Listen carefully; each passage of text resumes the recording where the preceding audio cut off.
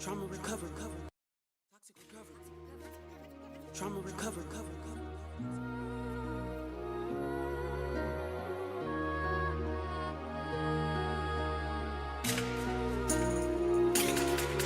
toxic recover, trauma recover, toxic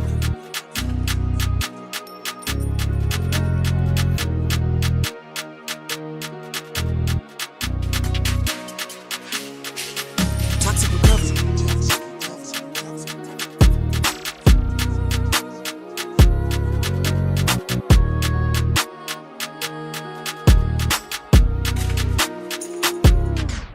Toxic recovery.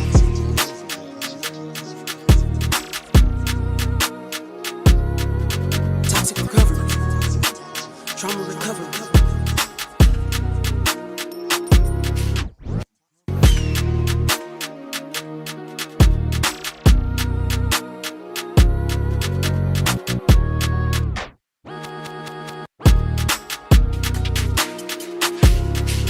Toxic recovery.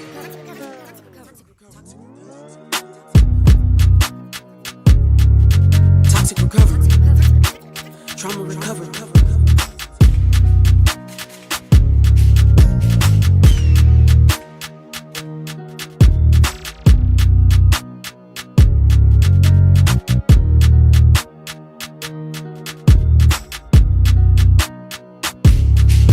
Toxic recovery.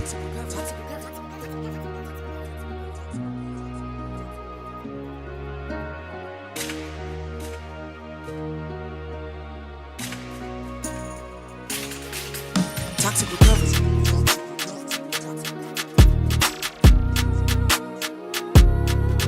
Toxic recovery. Trauma recovery.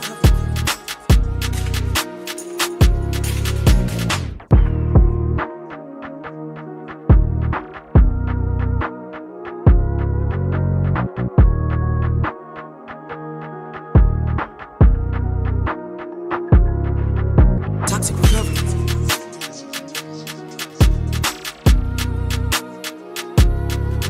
Toxic recovery. Trauma recovery.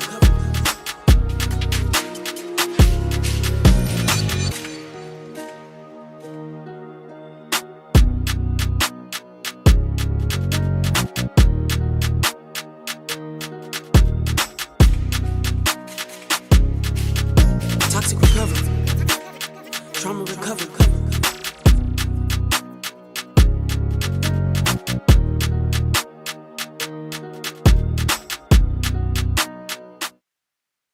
Toxic recovery. Toxic recovery. Toxic recovery.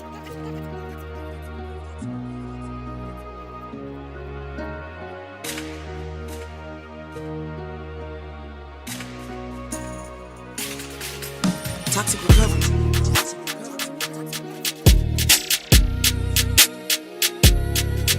Toxic recovery. Trauma recovery.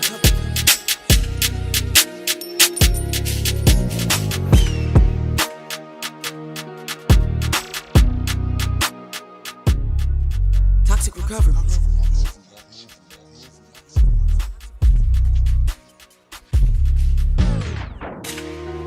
Toxic recovery, yeah.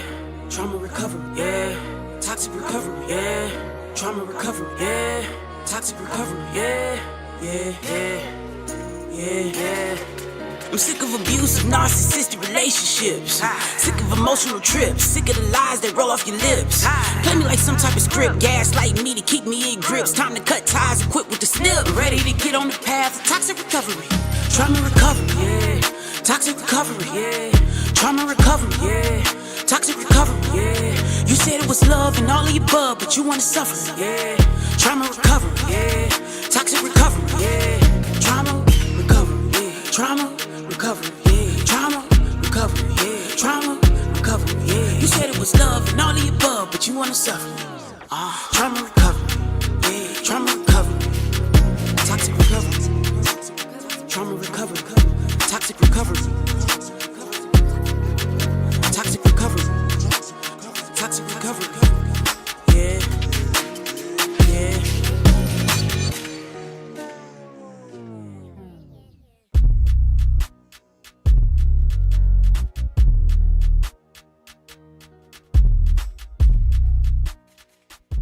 Disclaimer. This video is for educational and entertainment purposes only, and I often refer to toxic narcissists and general abusers as delusional, crazy, and mentally unstable. A, because if anyone should be described as this, it's these types, and B, because when we're in these toxic, narcissistic, or generally abusive dynamics, we often give their behavior far too much respect, which keeps us in the cycle for longer. It is my hope that my mocking of their behavior encourages you to take that respect away. Now, if you've been diagnosed with a general mental health condition, please know that at no point am I mocking or talking about you. I consider that to be a separate issue that I take very seriously. And with that being said, let's get into it.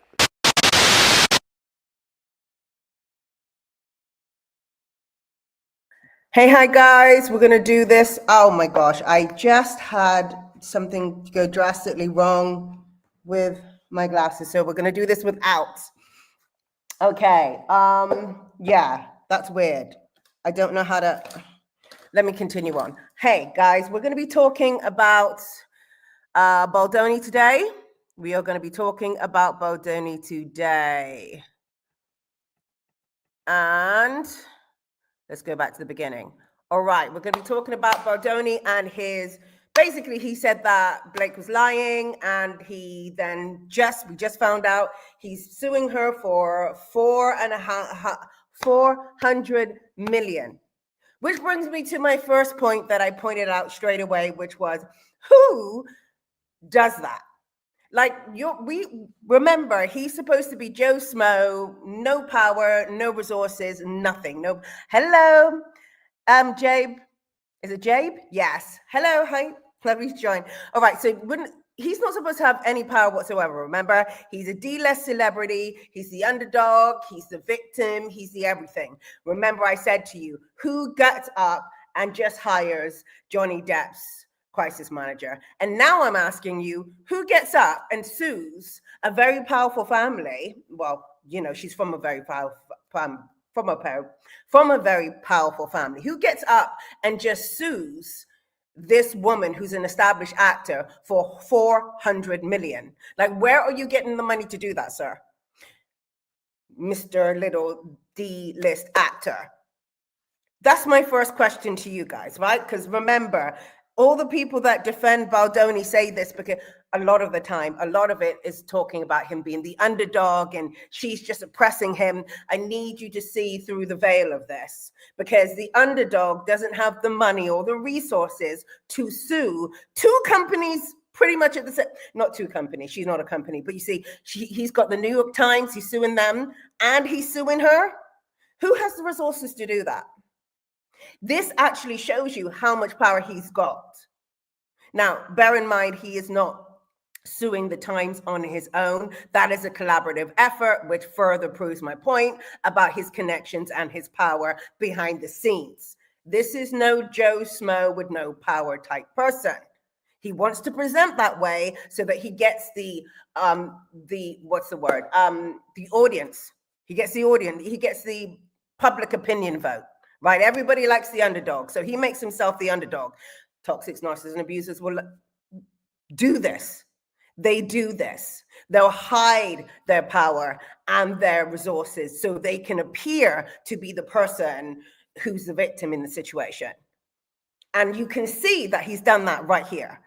That's wild amount of money. Exactly. It's a wild amount of money. Who does that? And how do you get the resources to actually fund that? Where is that coming from?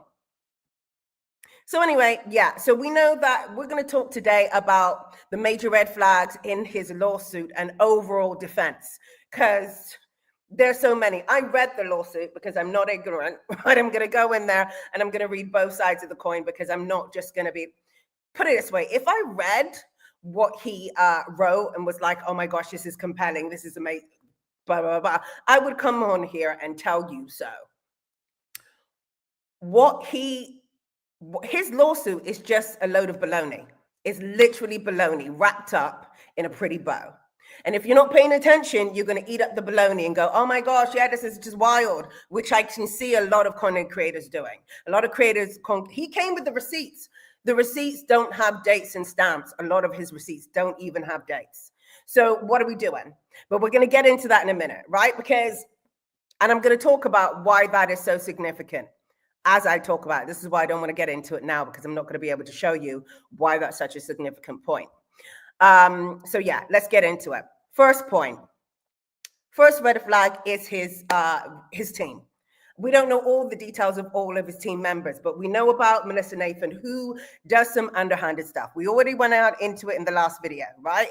She's already caught talking about doing some underhanded stuff. So it's not just my opinion. That is what that is. Then we have this guy, the lawyer guy. Did you know that he is actually being accused of SA himself? And he settled out of court. The story goes something like this. Him and his friends raped a woman, right? He doesn't say that it didn't happen. He says that she was consensual, but he settled out of court. Does this ring any bells?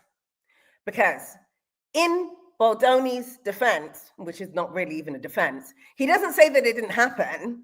He says she was all right with that. This is his overall defense. No, she's misrepresenting everything.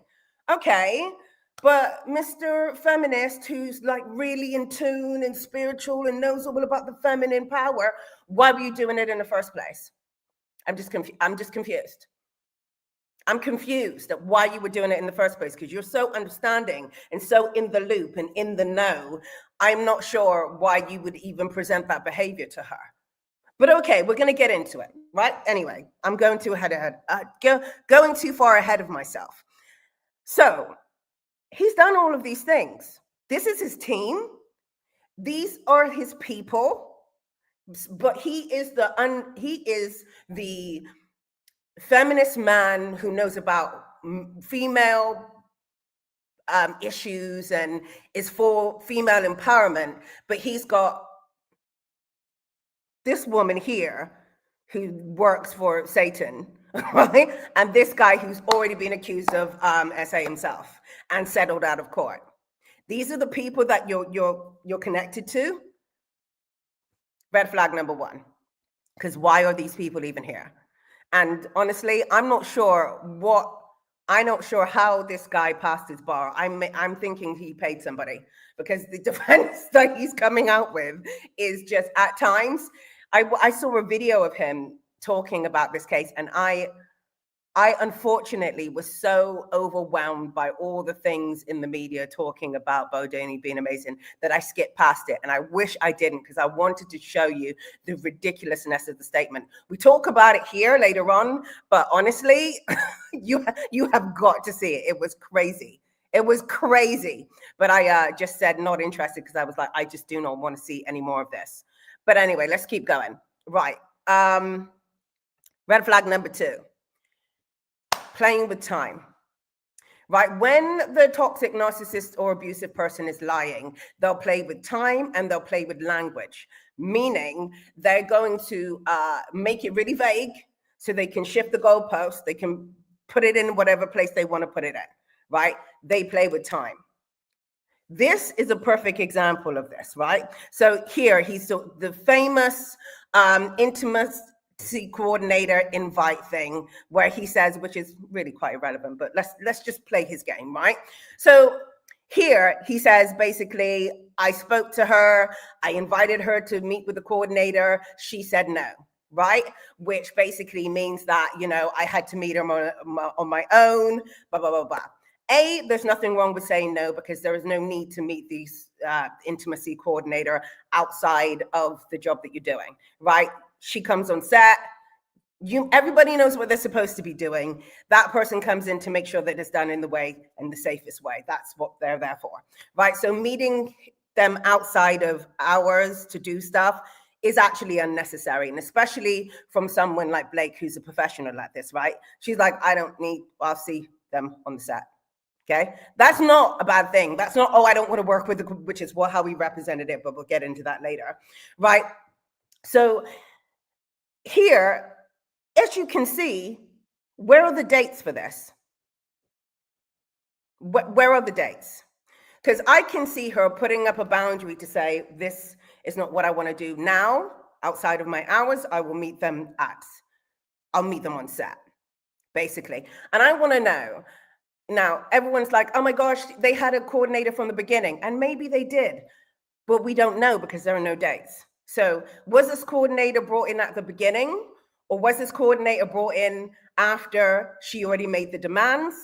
And even if she was brought in the beginning, where are the dates for this? What are we talking about? You're just giving us information. Oh, he's bringing the receipts. Where's the dates for these receipts so we can put it into context? He's just giving us information. This is just an bombardment of information. Like, how is this even relevant? So she didn't want to meet the coordinator outside of hours. And what does this mean? What?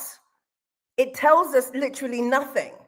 But because he came with an abundance of nothing, everyone's like, oh my God, he really brought the receipts. I really need you to look at these receipts properly. I'm going to need everybody to look at these receipts properly. Right? So this is the first one. It's a completely irrelevant receipt. I'm like, so she didn't meet him. And anyway, guys, if you like this video, give it a thumbs up and let me know your thoughts and points of view about this in the comments. Please let me know your thoughts. Let's go back and forth with this, because I know when I post a post, that's not a live. Everybody's got a whole load of things to say. So let's say them. Let's say them together. Let's have a conversation, right? All right. So give this video a thumbs up if you like it. Next one, playing with time. I think there's another example of playing with time, and we're going to get into this in two parts. But the first playing with time point, the second playing in time point that I want to make is this one. She invited him to her trailer while she was pumping. This is what they say, right? So I've given you a picture so that you can get a concept of what that might look like. So she's not all breasts out afield, okay? This is what that might look like, right? So she's texting each other, and she says, oh, I'm pumping right now, but you're welcome to come and practice the lines. Now, that doesn't necessarily mean he's welcome to come in that very moment to practice the lines. Kind of like when someone says, I'm in the shower, or I'm just getting into the shower, because you're not going to send a text in the shower. That doesn't make any sense, right? So I'm just getting into the shower, but you're welcome to come. Does that mean I want you to get into the shower with me? But anyway, I'm making my point too fast. The point being the time thing. The time is the bit that I find most interesting about this invitation, because he says, the lawyer and him say, well, she invited him to do this thing while she was pumping. I'm like, okay, she invited him to do that. When? When did she invite him to do that?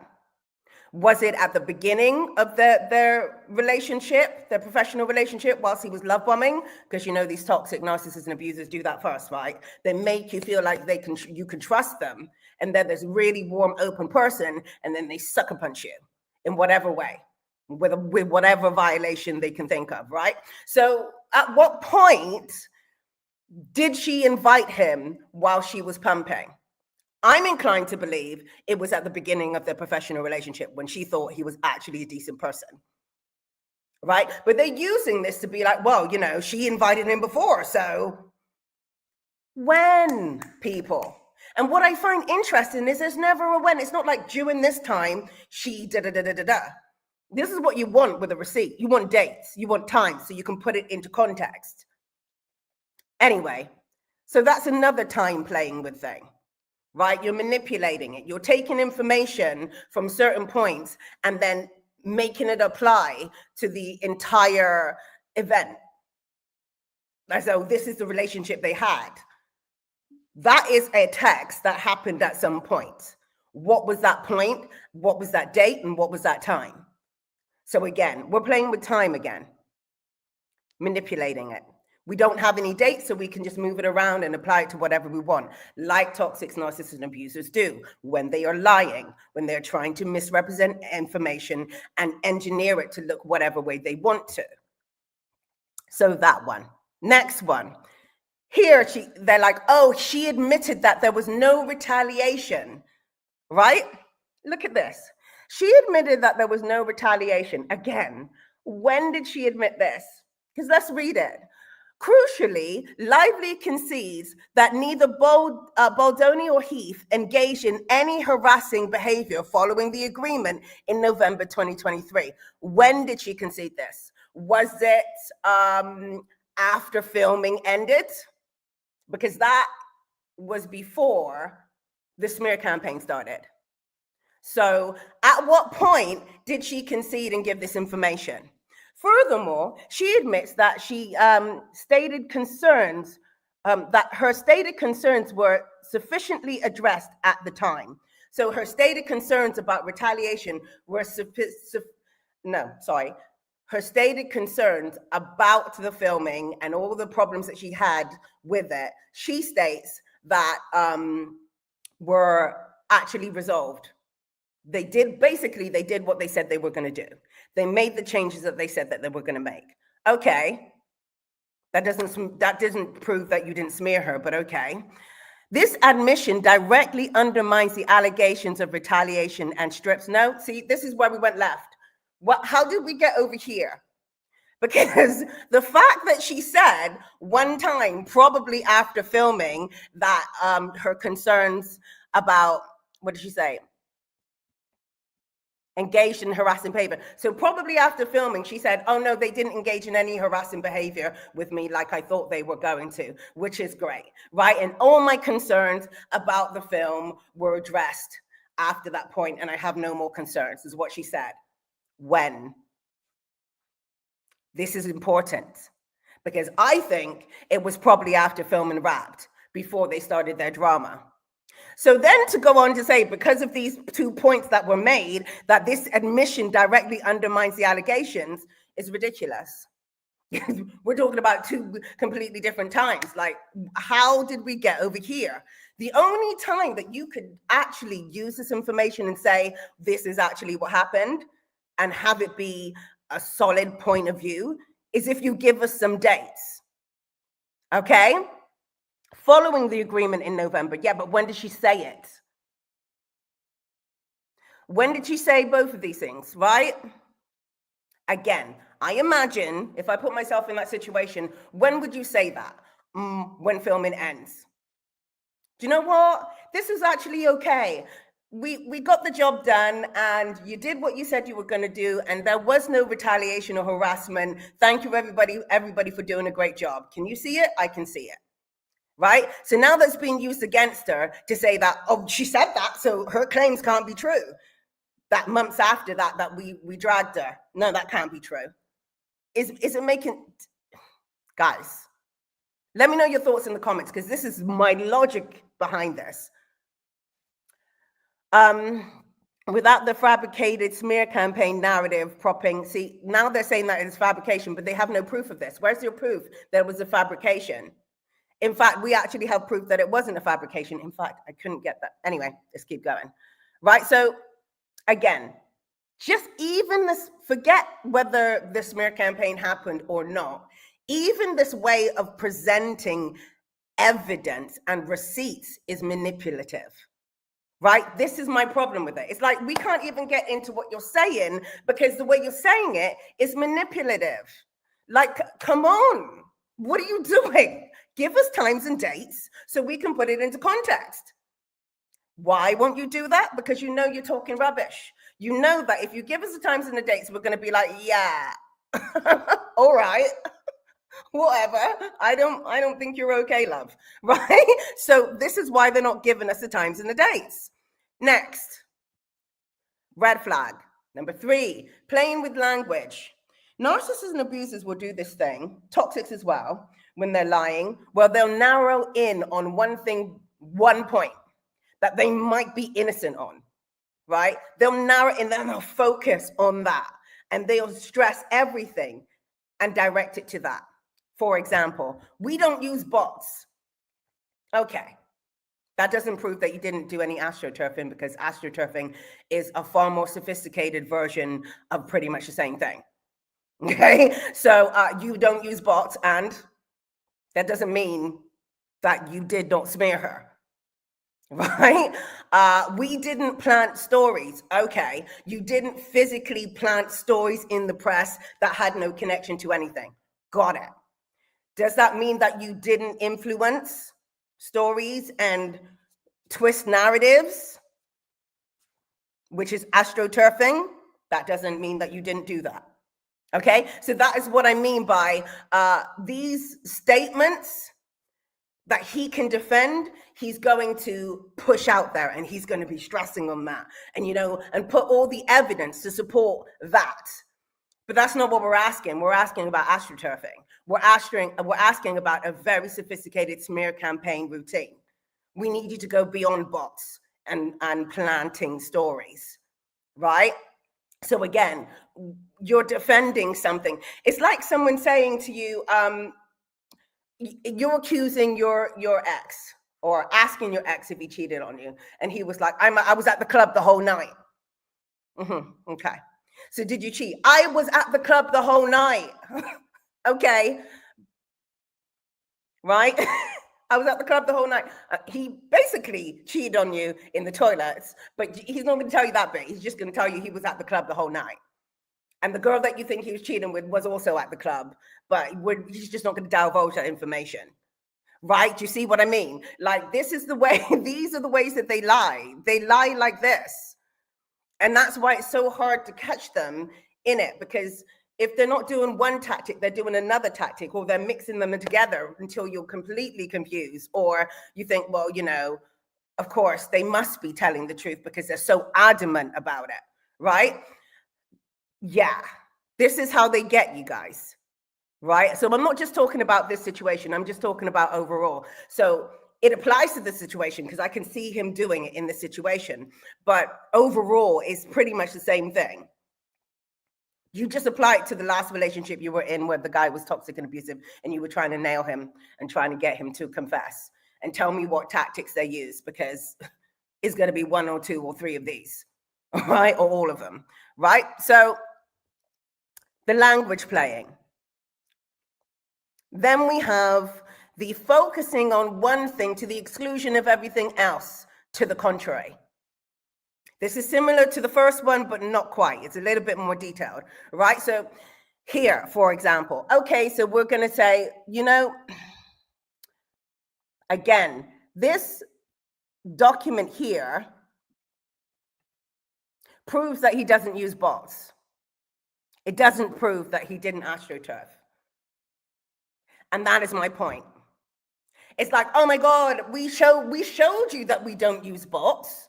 And also it shows that they were concerned about being accused of, because she did accuse him. Let's put that right. She did accuse him of flooding her Instagram page with things when she was releasing her New Caroline or whatever she was releasing, right? So she accused him of that, and apparently this is connected to that, right? So he's basically saying, how can we explain that this wasn't us basically doing these bots?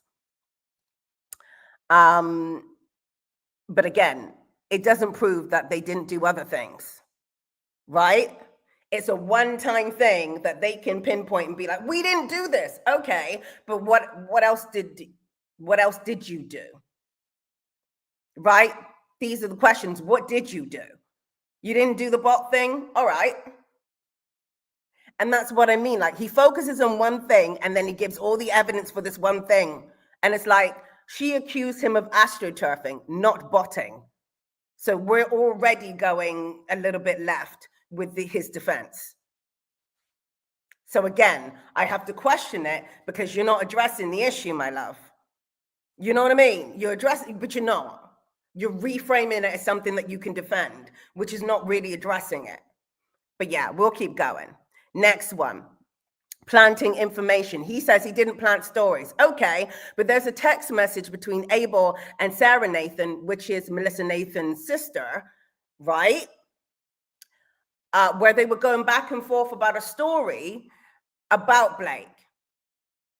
And they were going, she was sending the information to Abel to get her approval on the story that she was releasing.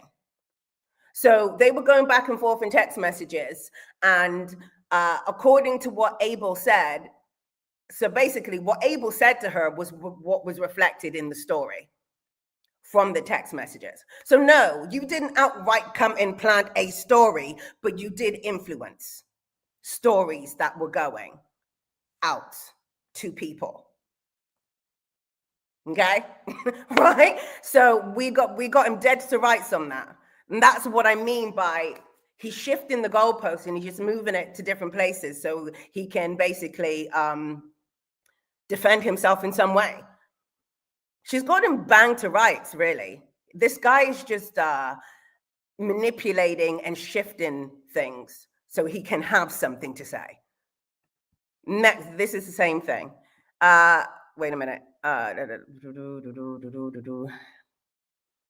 We're going to skip the flooding thing because he says that he didn't use bots. And this, yeah, we're going to skip this one. The next one, evidence of tampering. There's a whole bit where they are going back and forth about how they suppressed the stories of allegations about him on social media. Allegations, the HR complaint, they've managed to get the people to stand down from reporting on it. But I thought you said you didn't do anything. This is more tampering. So no, you didn't use bots and you didn't outright blatantly plant stories, but you did stuff. And that is her point. Okay? Like, let's not act like we're stupid now. Right? Next one. Here, Miss Nathan, this is where they talk about flipping the story about Ryan Reynolds.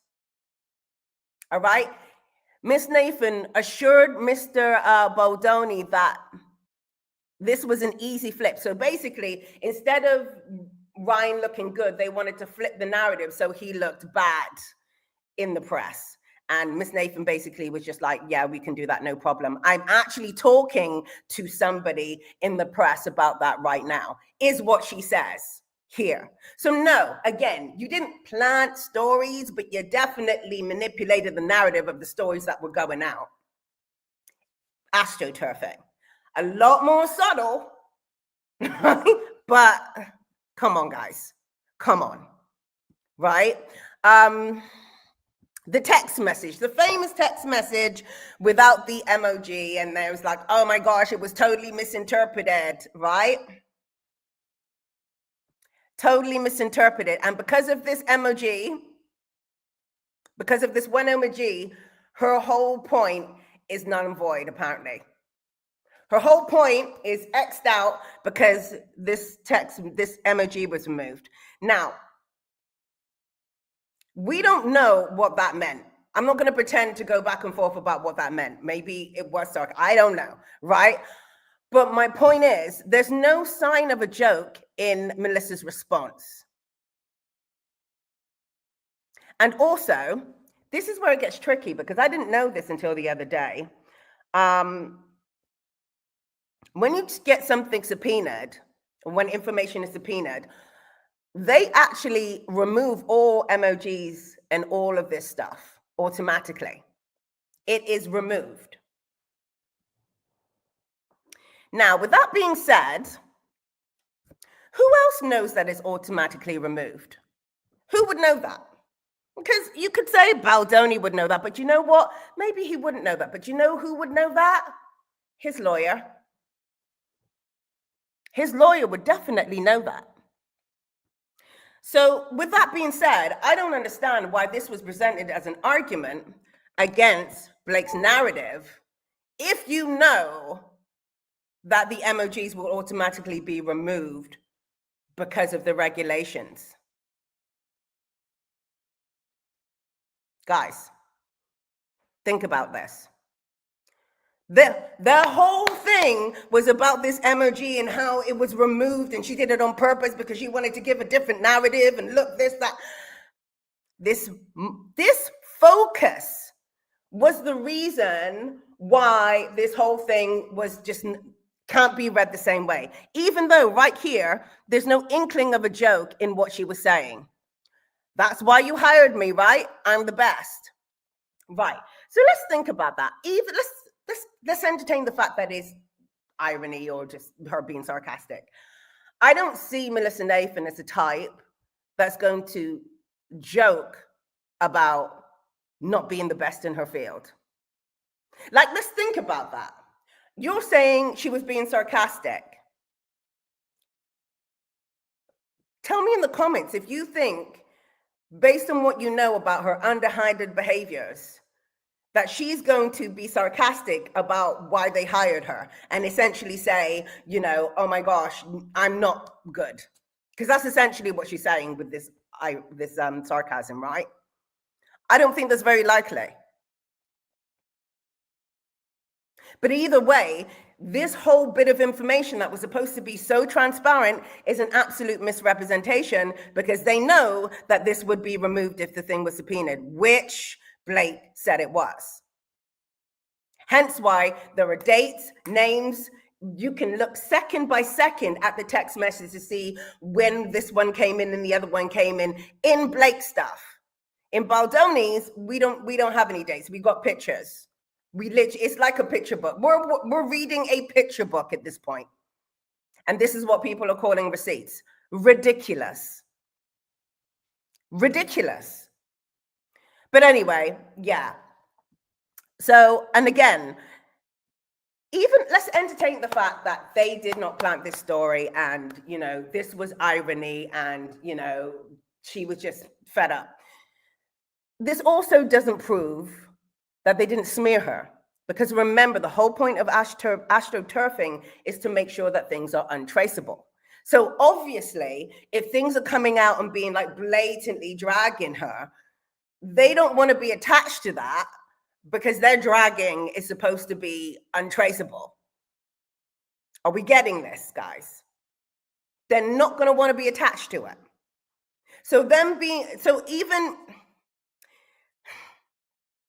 Let me just slow down. I don't believe it for a second anyway. I think it reads exactly as it was supposed to read, is what I think. I don't know what that is. I'm not in her head. But what I'm saying here is there's no laugh out loud, no la da da da, nothing about what Melissa says in response. And I don't see Melissa being the type of person that's gonna just talk about herself like that, even as a joke. So yeah, I'm not buying it, is my point. Next one. Guys, tell me your thoughts in the comments. What do you think about what I'm saying? Is it making sense to you? Do you have another opinion on what I've said here? Let me know. Please make it specific to what I'm actually saying, because it's no fun when you just bring something random out of I'm talking about this and I'm trying to break it down best way I can to show you the manipulation in it. So if you can't see it and you think otherwise, please let me know. Let's have a conversation. Replay viewers as well, I don't mind, right? So that's my point of view about that. It's a misrepresentation, and an even worse one if you take into consideration that subpoenas remove emojis anyway, which would explain why it wasn't there. But that was remixed to make it seem like she was lying to the public. But anyway, next one. Why have we got this here? I think we got this further down. Yeah, well, I'm going to skip that one because we got it further down. Again, focusing on the one thing, because we got him focusing on the one thing with the words and the bot and the not planning stories. Then we got him focusing on the one thing with the emoji and basically all that stuff. And then we got him focusing on the one thing in regards to the intimacy coordinator. Right? So because she didn't want to meet him, to meet the intimacy coordinator at that time, that meant that he didn't do the things that he did. That is literally his argument. Look at it. Here, he says, also misleading, the article draws on Lively's assertion that Baldoni improvised unwanted kisses and discussed his basically ex-life, right? However, both the Times and Lively intentionally exclude that Lively refused to meet the intimacy coordinator to plan out the film of the ex scenes Baldoni, in turn, was forced to meet the intimacy coordinator alone and relay any suggestions to Lively separately. Okay, so guys, tell me in the comments if that proves that he didn't do what he did, because I don't think that proves it at all. I just don't. I don't see what your point is. Okay, she didn't meet him. He had to relay information to her. Okay, so does that prove that you kissed her unwantedly? You didn't do that? Sorry? Does it prove that you didn't discuss your sex life with her because she didn't meet the intimacy coordinator? Like, is he hearing himself when he's writing this down? I am so confused right now. And these are the receipts that people are like all over the internet, like, oh my gosh, he's bringing it. No, he's not. He's absolutely not bringing it. That's not how you bring stuff. It's not brought. I didn't catch it. Right? Ridiculous. It makes no sense. The defense and the accusation are not aligned. But anyway, let's move on to the next bit. Right, red flag, straight up misrepresenting evidence or events. Misrepresenting events. Toxic narcissists and abusers will take actual factual events and represent them as something completely different. First example of this here, right? Justin Baldoni says the criticism of her promotional style was organic. Okay, that doesn't save the argument, because the whole point of astroturfing is to light a flame under something and then allow it to organically grow. So yeah, the people criticizing her may have been organic in the end. But even still, even if it was organic, no, let's just take his word for it. Even if it was organic, let's put it into perspective. He made her promote it that way. So the organic criticism is a result of what they made her do. Hello? I'm just not understanding, right? Here he says basically, oh my gosh, it was completely organic. But then you don't want to tell anybody that the reason she was promoting it that way is because that's what everybody agreed would be the thing that you would do. That's why she was promoting it that way, because she was told to, instructed to. And in fact, you were promoting it that way until the backlash came and then you switched suits. So you want to tell anybody, you don't want to talk about that? Okay. But you want to talk about the feedback or the criticism being organic. Got it. All right. Okay. And let's look at this text message for a minute. He says, we didn't tell Jed to go after the idea that her promo was inappropriate. Okay. You didn't tell him to do that. But what did you tell him to do? Because why are you even mentioning this? If you did nothing at all, why are you saying we didn't tell him to do this? If you didn't have an agenda and you weren't going after anything, because it reads to me like we told him to do X, but we never actually told him to do this. What is he doing? That's how it reads to me. Guys, tell me.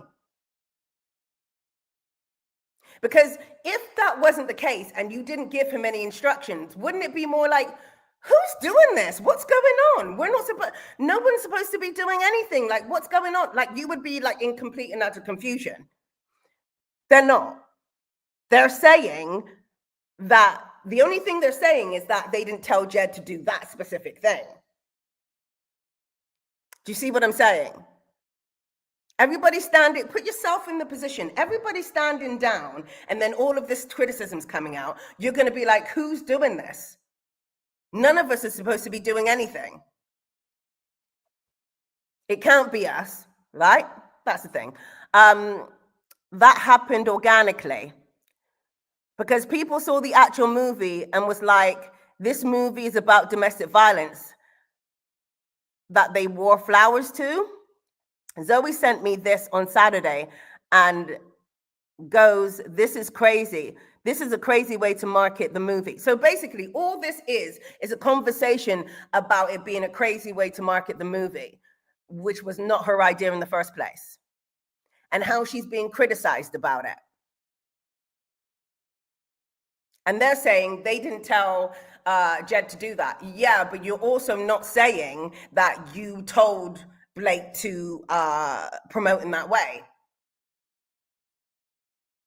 So on one hand, you're saying, oh my gosh, this is completely organic feedback because she's basically an a-hole. But then you're not saying why she's acting like an a-hole, which is completely and utterly to do with you. Again, very toxic behavior right there.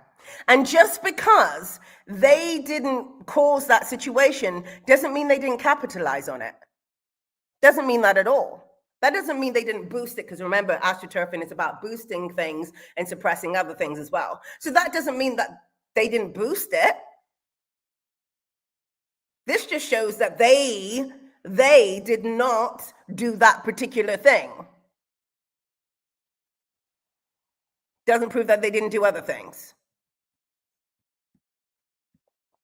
They didn't plant that particular story. And of course they didn't plant that particular story, because who's going to tell anybody to go for the promotion of a movie that you want to make money out of? That makes no sense. So yeah, they're going to be concerned about this. This doesn't prove anything. Guys, let me know your thoughts in the comments. Am I making sense? Give this video a thumbs up if you like it. Let me know your thoughts. Next one. Because you did that one thing, I did that. Yeah, because she didn't meet the coordinator. Nonsense. Next one. This is the thing that I was speaking about earlier that was absolutely ridiculous to me. I could not believe that he said this. He said this in an interview. This was Baldoni's lawyer who said it as well. He said, she's saying that she did this sexual harassment on set. And she's saying that he did this, and she's saying that he did that. But she invited him to her trailer while she was pumping. This is what he said out of his mouth on, I was going to say on TV, but it wasn't on TV. This is what he said. So because she invited him one time, and he didn't even invite him, I don't even think it was a legit come now whilst I'm pumping invitation. I think it was more, I'm pumping right now, but you're welcome to come and do lines.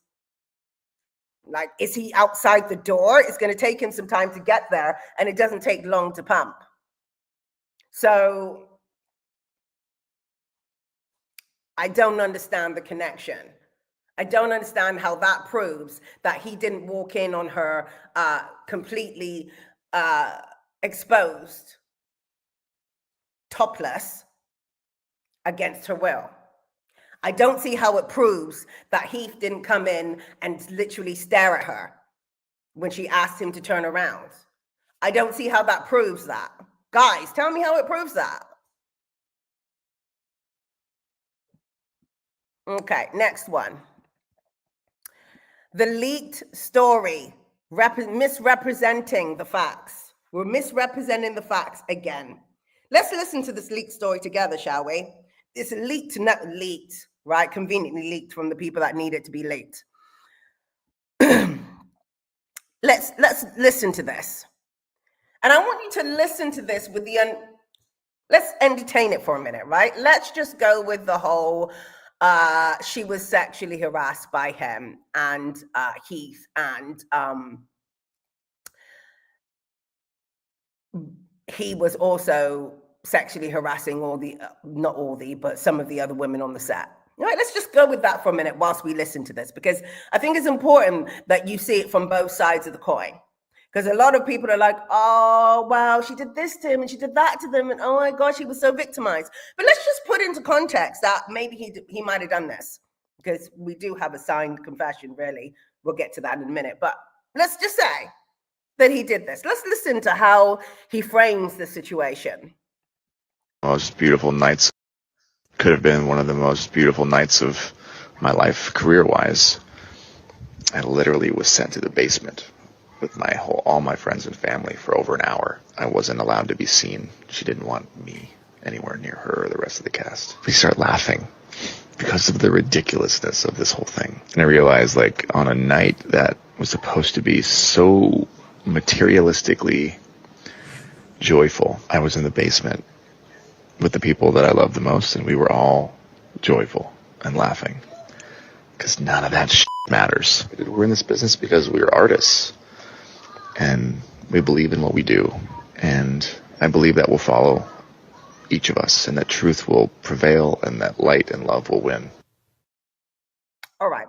So for over an hour, he was, because this thing, let's just be specific. So for over an hour, at some point of the premiere, he was shown to the basement. The man talks like he was like down there for the entire premiere and he wasn't able to see the light of day. Was the premiere an hour? But anyway, let's get away from that for a minute.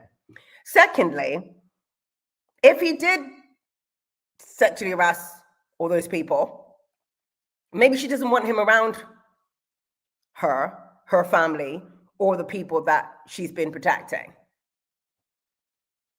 on that night. Maybe. Just a thought. Right? Or it could be something completely different. It could have been a set arrangement that went wrong, that he's basically, it could be, and there could be any reason why he was down there apart from her just being mean. Because why does she go from being like, okay, everything was fine, we didn't have any problems, you did what you said you were gonna do, to just being a mean ass psycho? Because that's what they said. These were their own words, to say that she did admit that there was no retaliation, and she did admit that they did everything right, and she did admit. So in that, why would then she then relegate? Why? What happened? And if it was, even that, I'm just going to scrap my first part of the story about that, my first defense on that, because even if it was about her not wanting to be around him and protect the others, which was my original thought about it, that doesn't even really make sense, because why was it only for an hour or so? Why wasn't it for the entire night, if that is the case? Which makes me think that it was about something else entirely, that he's just spun into him being a victim.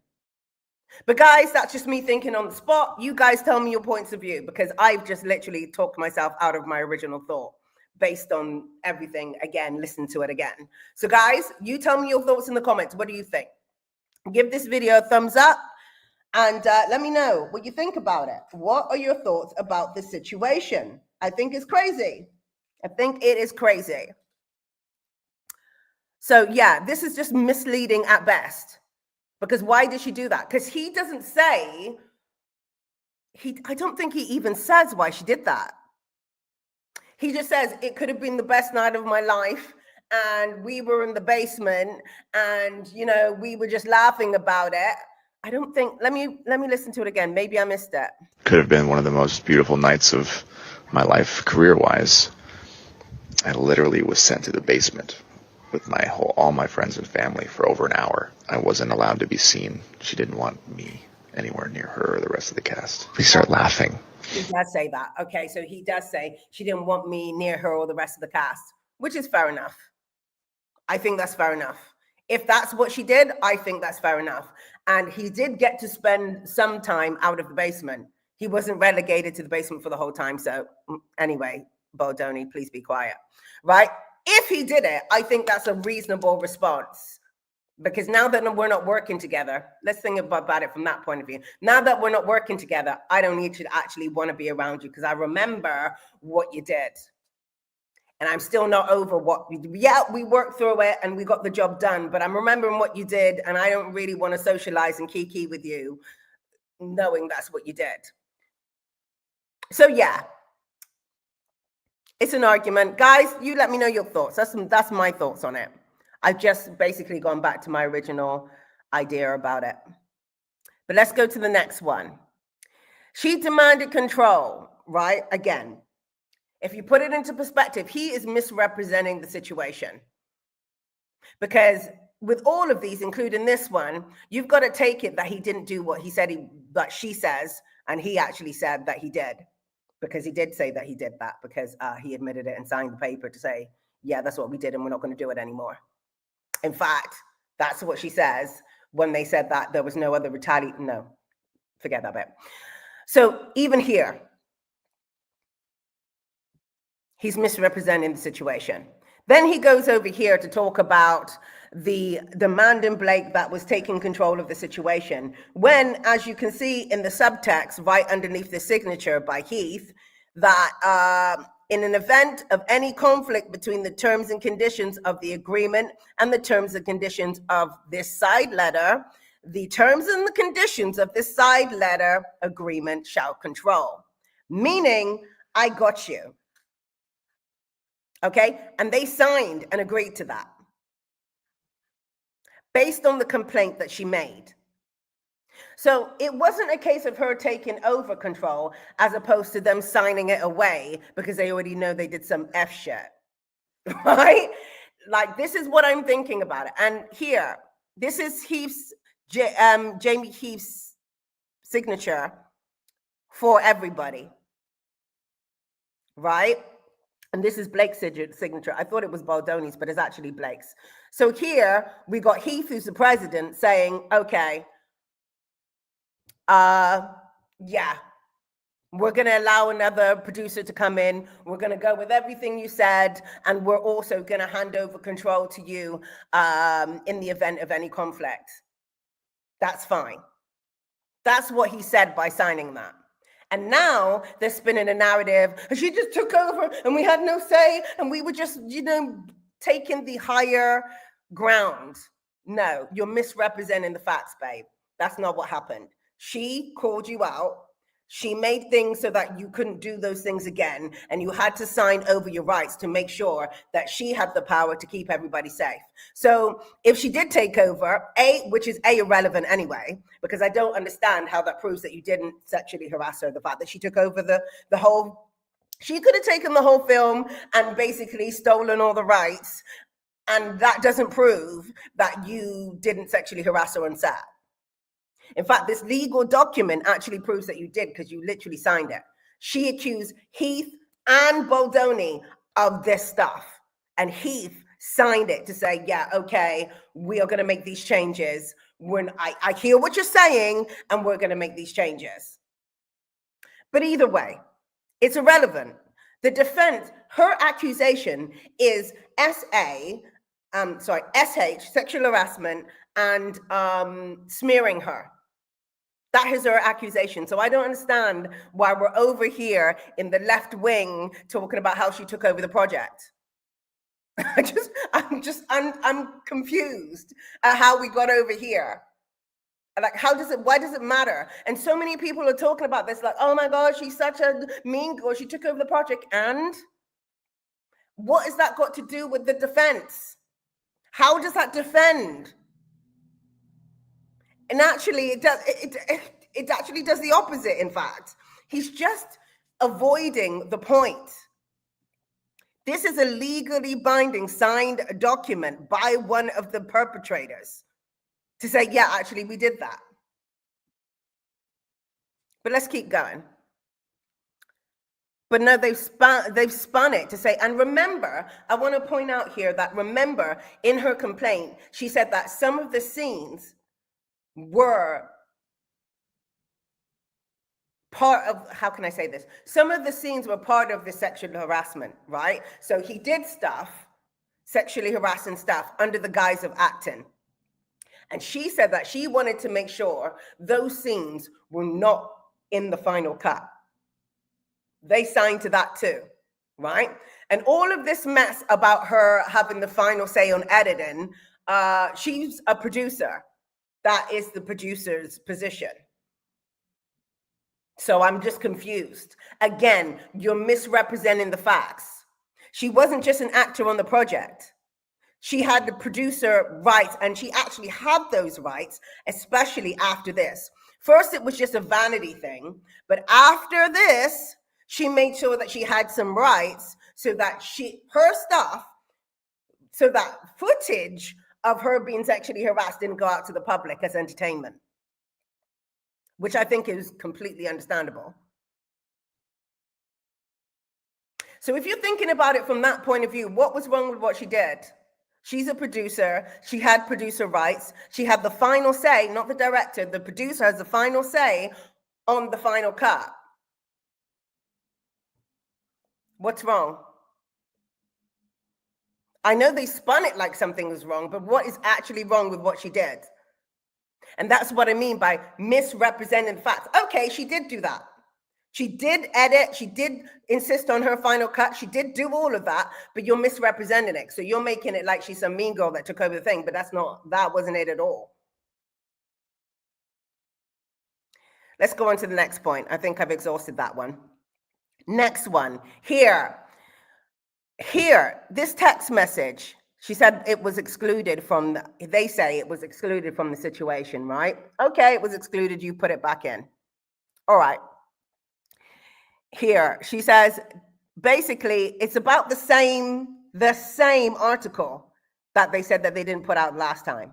So we're talking about the same thing again, but just, okay, let's just keep going. Right, so it says, damn, this is unfair because it's also not me. Everything now looks like it's me. Maybe not to you. No, totally. No, it totally does look like his side. Okay, so they're basically talking about everything looking like it's them and like they're doing all of it.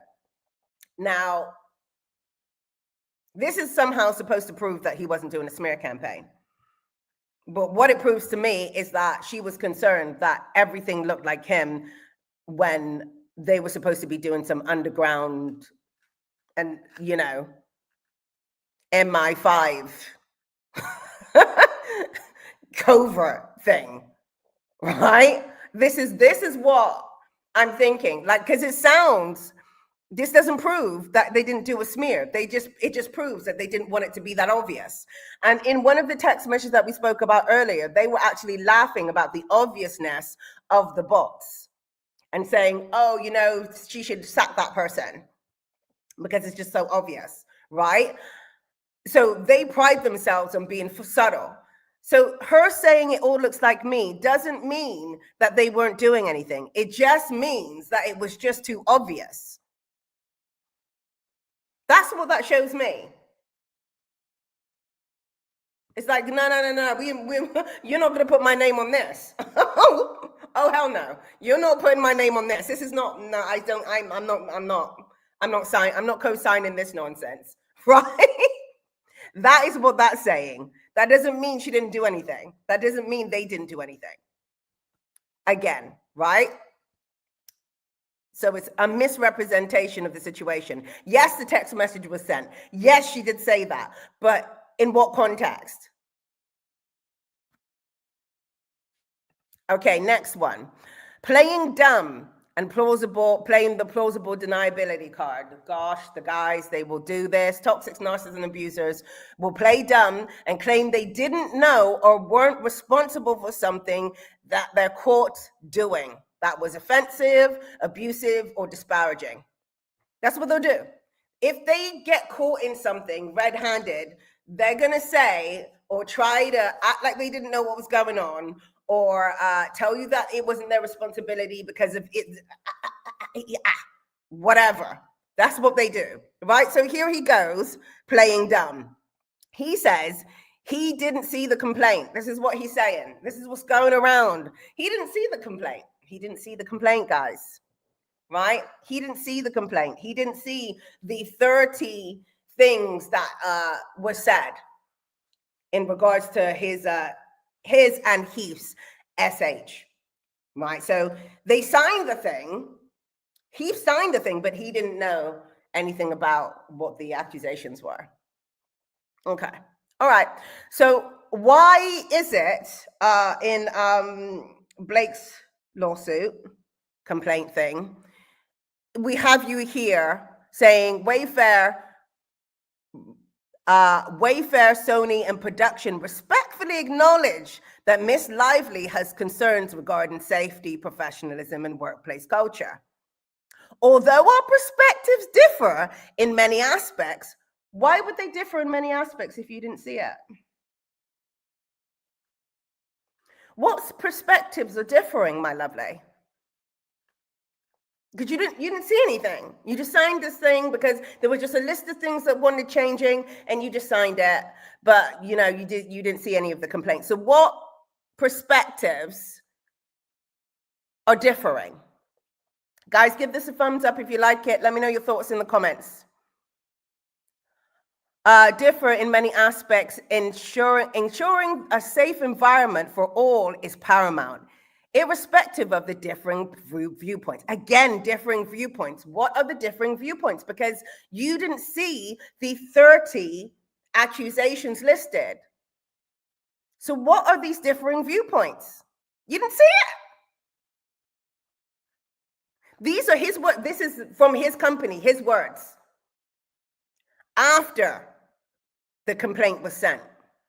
But now he's saying he didn't say it. Regarding your outlined requests, we find most of them not only reasonable, but also essential for the benefit of the parties involved, which makes me wonder why she had to ask for them in the first place then. But okay, whatever. I said that in the last one, we'll move on. But that's not it. We're not over yet. We're not over. Next bit. It says here, Exhibit B. During the January meeting, the parties discussed in detail, the inappropriate conduct that Miss Lively, her employees, and other cast and crew experienced at the hands of Mr. Baldoni and Mr. Heath.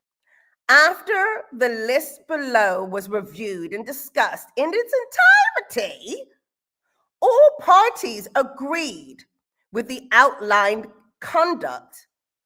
All parties agreed that the outlined conduct would cease.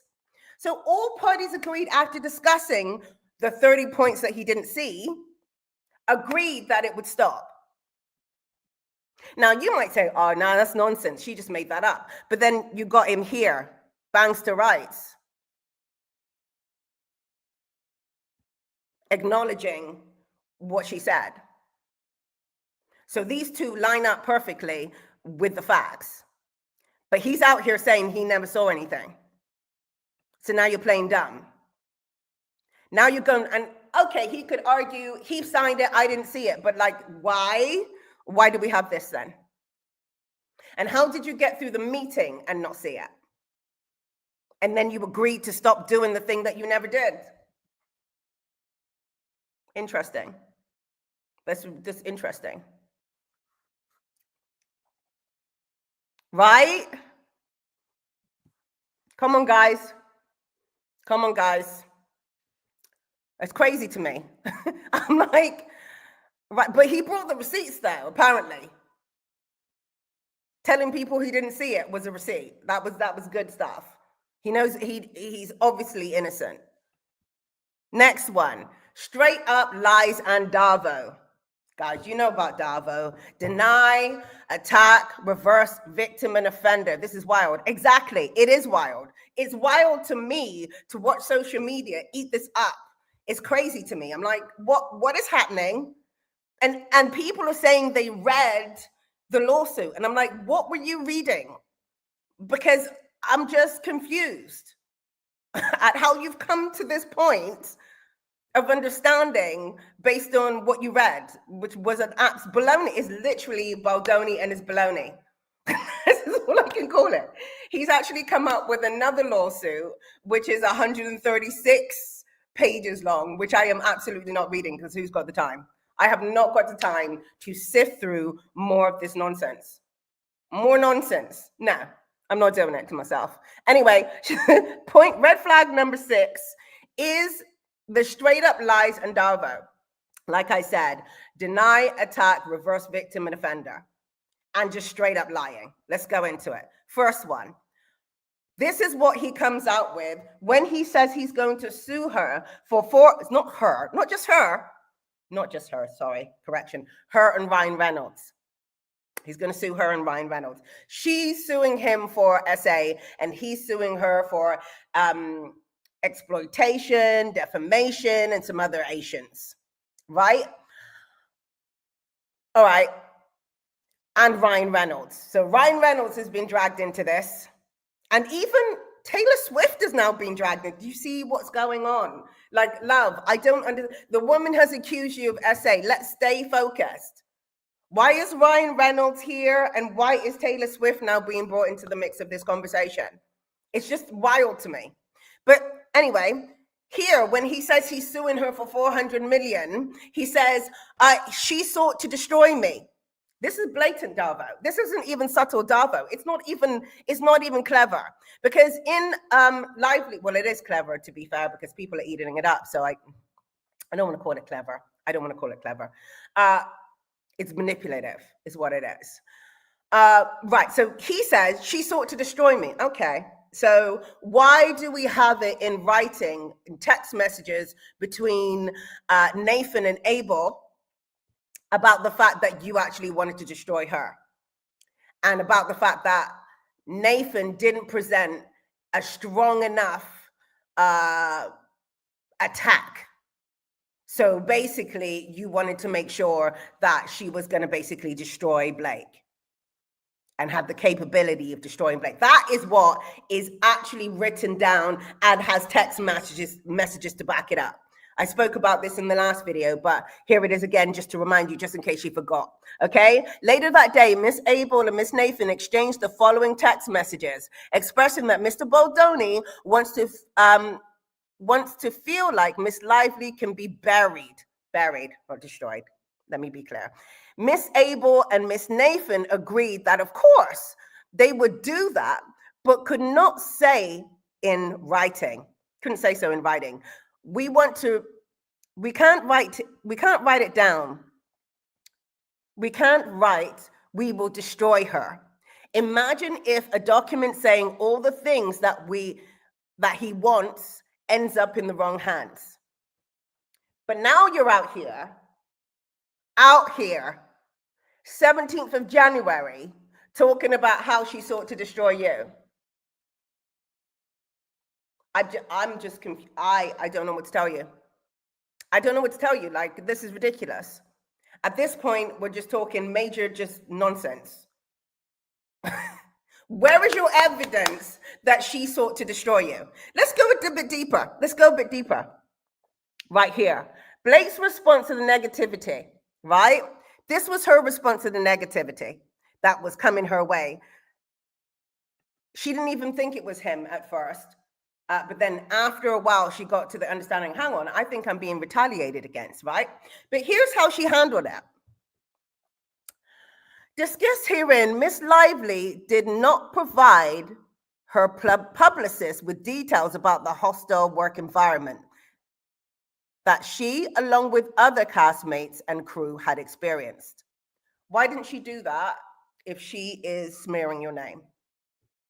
So while she's getting dragged for filth from here to high water, people are coming to her and asking her about this accusation, and she's not giving any details. What kind of smear is that? And let's just put that aside for a minute, because that whole thing was he's this underdog, non-powerful person who's just like a B-list person, and Blake's just trying to ruin him, poor little thing. Right, let's just go with that narrative. Why is the poor little thing able to drag this person from here to high water? And if she is so powerful and just so vindictive and such a mean girl, why did we not hear not a peep about this SA thing whilst she was being dragged? And let's go a bit further. Why are we not hearing about it now? Why isn't there a full-on social media war between the two of them now?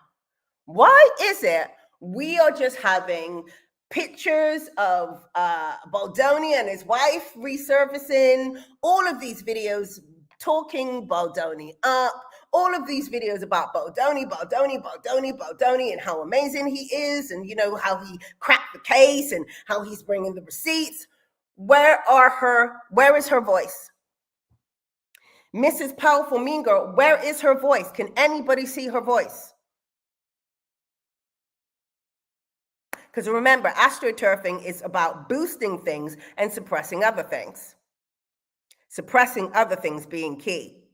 Where is her voice in this? In fact, she actively said, in response to something, I think it was, that she's not going to do the social media battle.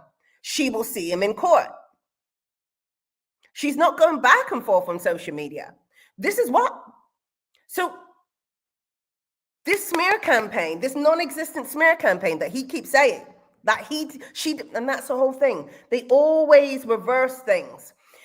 A lot of the time, you can tell what the abuser, the toxic, did by listening to what they accuse other people of. This being the perfect example of that.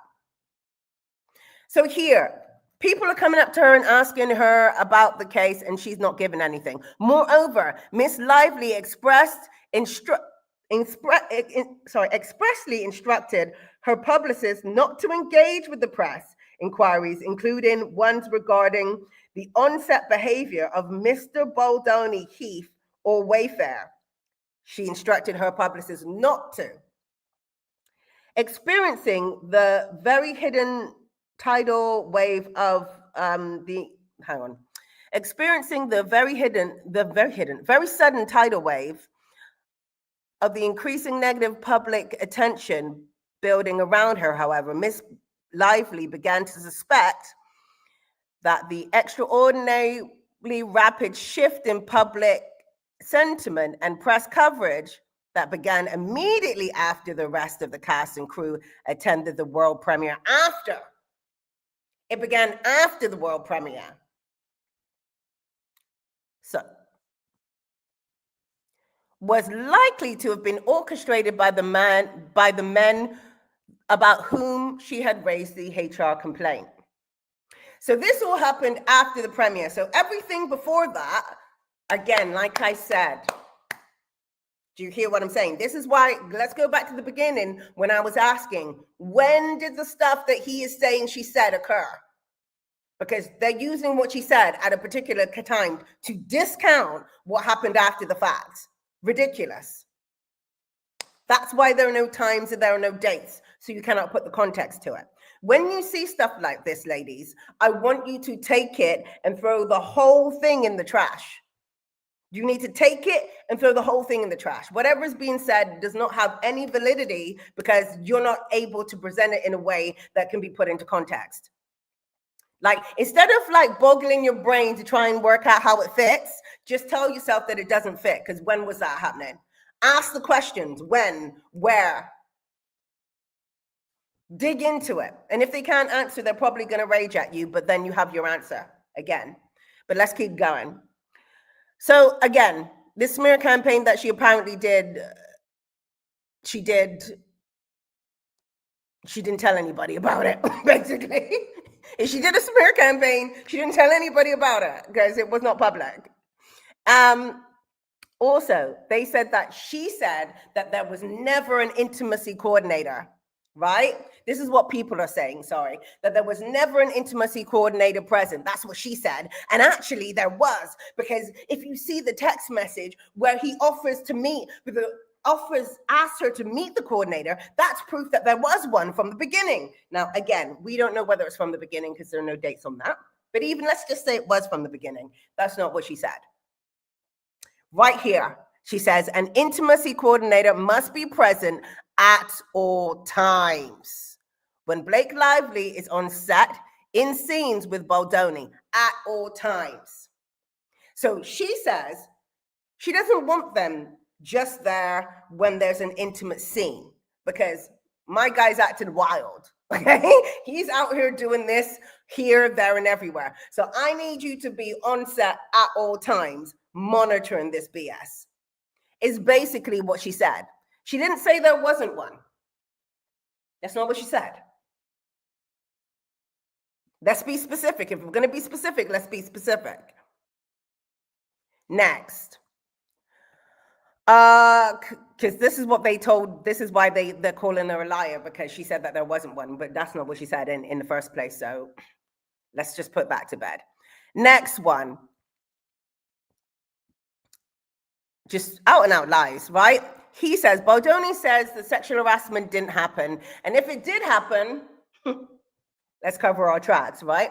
If it did happen, it didn't happen the way that she perceived it to have happened. Yeah, no, she just took it the wrong way. Yeah, his own team, right here. Melissa and Abel talking amongst themselves.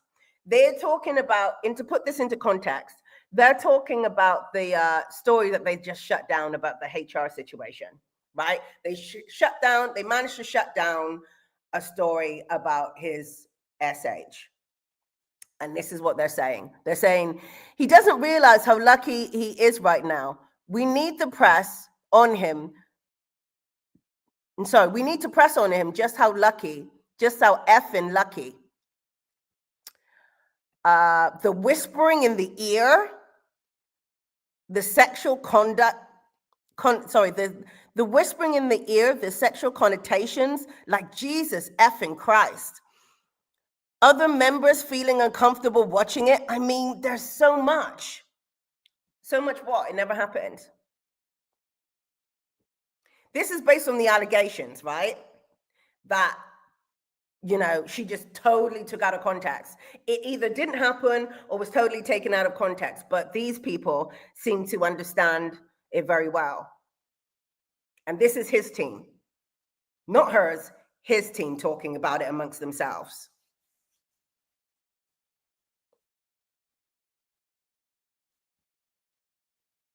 So you're just basically just lying, really, at this point.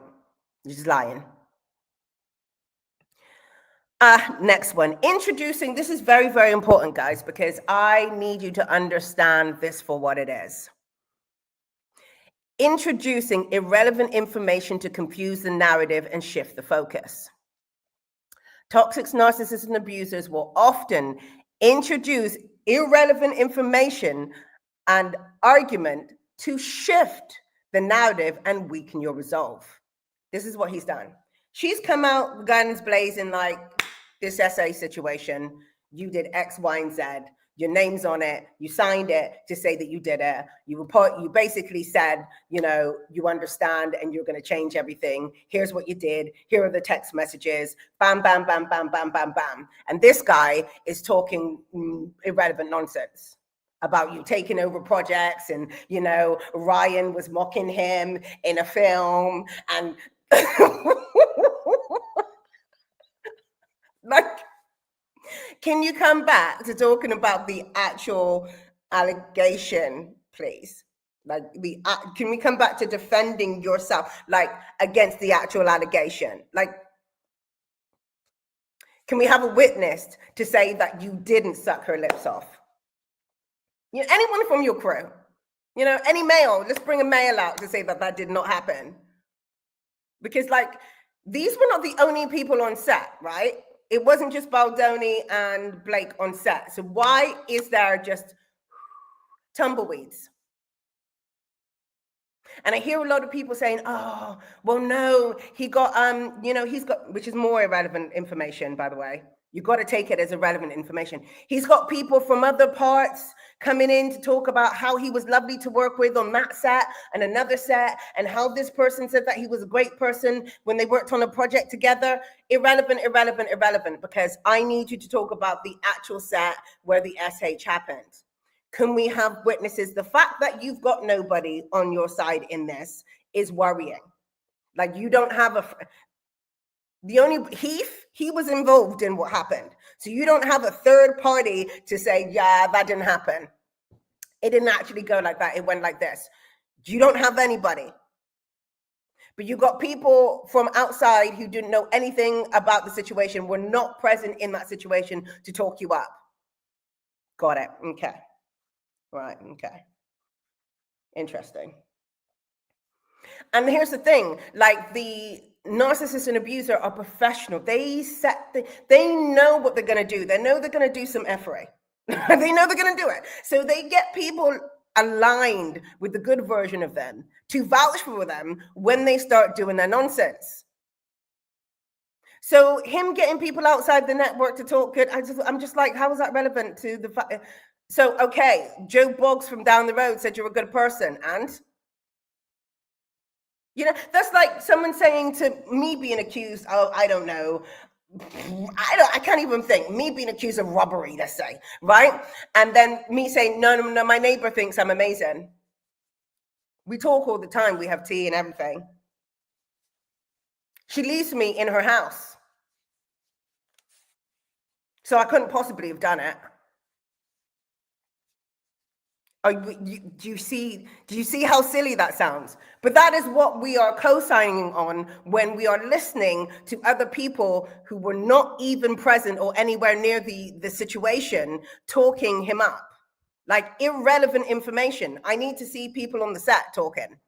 And everybody on the set is talking about how you're a POS. So I don't understand how your good friend from down the road is even relevant. But let's keep going.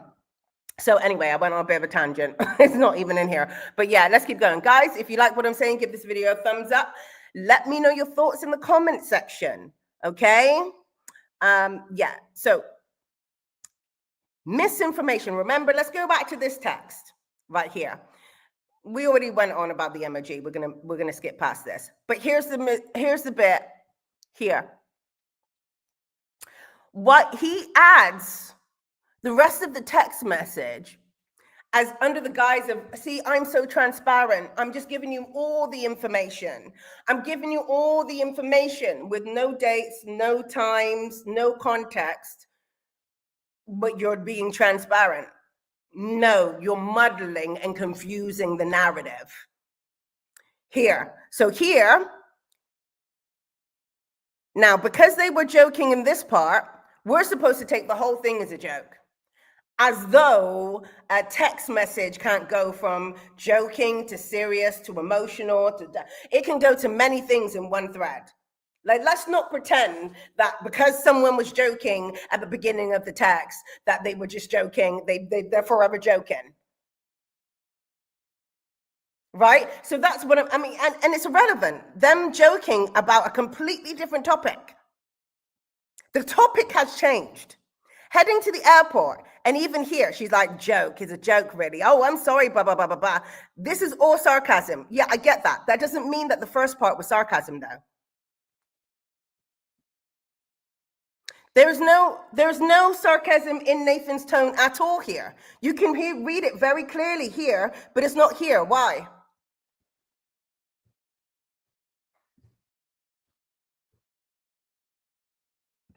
That's what I mean. And that they are shooting Blake down for not introducing this information as though she was hiding something. She didn't introduce it because it's not relevant. Them having a joke and a laugh about something completely different is not relevant to the point that's being made. And if you are in any way in some sort of legal proceedings, you're not you're not inserting information that's not relevant unless you have an agenda. You're not doing it because you need the story to be as clear as possible and as concise as possible. That's why they didn't put this in, because it's not clear and it's not concise. It's like, what? It's not even relevant to the point. It's irrelevant, in fact. Again, back to this. Her taking control of the set, irrelevant. Talk about that in another suit. Right now, she's suing you for SH, and you need to defend yourself. That's what needs to go on. If you want to talk about this, that's another lawsuit for another day. Why are we what for? Here. Using, this is including reactive abuse, this is. But yeah, toxic narcissist abusers will often use your very understandable reaction to a situation to make you the villain. Your very understandable reaction to the situation. Now let's listen to what he says, what this woman says about the current lawsuit that he's presenting. Where is it? Guys, let's give this video a thumbs up if you like it. Let me know your thoughts in the comment section. at the final part of Justin Baldoni's lawsuit, and it's the last 30 pages or so, and it's all text messages and emails between his publicist and crisis manager, as well as her publicist. And then there's also Stephanie Jones and all of that, but I feel like we've talked about this so much that I am gonna skip all of it. Now we get to page 140. Sorry, this was the end of the actual Baldoni case, not the new one, but Karen, let's go. Let's keep going. It says Lively and Reynolds threaten plaintiffs unless they take the fall. On August 12, 2024, Heath and Abel had a call with two executives from their talent agency. One admitted that the root of Lively's problems was focusing the promotion of the film on frivolities like fabulous premiere dresses, Hollywood glamour, and the commercial benefits for Lively's brands, while Baldoni had always maintained his public focus on amplifying the voices of DV survivors. Lie. That's not what he did. Everybody was supposed to go on and do the flower show. That was the understanding. That's what everyone was supposed to do. So in translation, Blake is saying, listen, I'm taking the fall for this flower show that everybody was supposed to be doing. So I would like you to come out and admit that everybody was supposed to be doing it. This is what she's saying in translation, guys. Keep going. The executive communicated the demand from Lively and Reynolds that Wayfarer, Heath, and Baldoni make an apology, a public apology, that day, and that if they failed to do so. So she wanted them to make a public apology for the promotion thing to basically say it wasn't just her. And if you want to understand that it wasn't just her doing it, check out my other videos, because we have clips of him actually promoting it exactly the same way as Blake, which they scrubbed and cleaned so that people just didn't know that he did it in the first place. But it's here. There are clips. So everybody was in line with the flower show. Fact, not fiction. Right? So now she's saying, listen, everybody was in line. I'm taking the flak for it. You guys just go out and give a public apology. Let everybody know that we were all involved in it, and let's just keep it pushing. Right? That is translation. Let's keep going. The gloves would come off. And indicated the demand. And then she said, if you don't do this and you allow me to take the fall for this, we're going to have a problem. Because absolutely not. You're not making me look like some airhead flower-wearing bimbo whilst you're on this, oh, you know, I'm so deep and I'm so spiritual and I know about domestic violence and I'm connected to the women, because you've switched sides. Absolutely not. Not today, Satan. Absolutely not. Right? So you need to come out here and apologize to everybody, and we'll come out as a unit and be like, yeah, okay, it was a bad idea. And we can move on from there. And if you don't, we're going to have a problem, is what she said. Demand from Lively and Reynolds that Wayfarer, Heath, and Baldoni make an apology, a public apology, that day, and that if they failed to do so, the gloves would come off. Stunningly, the executive even told Heath and Abel that Lively and Reynolds objected when Baldoni spoke kindly of Lively in public, claiming that it misrepresented their relationship. The talent agent. Again, she's saying, listen, I don't need you talking me up, because you know that we don't have that kind of dynamic. You know that we don't have that kind of dynamic, so cut the BS. Okay? Just cut it. Just cut it. Just stop it. Okay? Next. The executive told Heath and Abel that Lively believed Wayfarer, Baldoni, and Heath were waging a shadow campaign against her. Abel quickly disabused the executives of that notion, conveying her belief that she and Stone had reached a kind of truce. Okay, so in this conversation, she also said, I know that you're doing this on purpose. I know that you're trying to smear me. All right? And Abel said, no, this is not true. And then apparently they got to some sort of understanding. Second executive admitted on the call that no one pushes back on Lively and Reynolds. The next day, on August 13th, 2024, Abel and Heath had another call with talent agency executives. During this call, one executive told Heath that the agency had spoken to Lively and Reynolds by phone about the overwhelming tide of negative publicity that they had faced over the past days. Heath clarified that Wayfarer, Baldoni, and Heath had no connection to the negative publicity, but they told Heath that Lively and Reynolds had demanded that Wayfarer put out a statement accepting blame for the problems during filming with an express threat that they themselves would attack Wayfarer in the press if Wayfarer refused. Now remember, at the beginning of this, she said the main problem was the promotion. Okay, so she wanted them to come out and apologize about the promotion. Their response was to say, we have nothing to do. More gaslighting, because we did this before. In my other videos, I talk about the way that he gaslit. It's crazy. So now he's in her face telling her, we have nothing to do with the bad representation. We have nothing to do with the poor promotion, even though the poor promotion was our idea. This is what he's saying.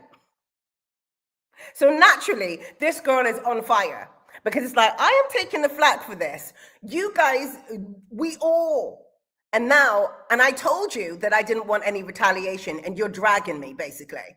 And I'm asking you to come out and say, we did this as a unit, our bad, we're just moving forward, and we've changed the narrative. That's all they had to do. But instead, they're playing victim. Like, oh my God, she threatened to come down on me, and this is why the smear campaign. No. You set her up. She told you set her up. And then she said, if you don't fix this, we're going to have a problem. Right? And okay, they didn't do a bot campaign, but the promotion was bad enough in itself, and it took off and grew wings. They had the power to stop it, and they didn't. And again, if you doubt the fact that the promotion was their idea, watch my other videos. He is in the video promoting the thing with the same phrases that Blake Lively used. Grab your girls, grab your whatever she said. Grab your girls, grab your florals. And there were other people saying it as well, because it was part of their promotion campaign.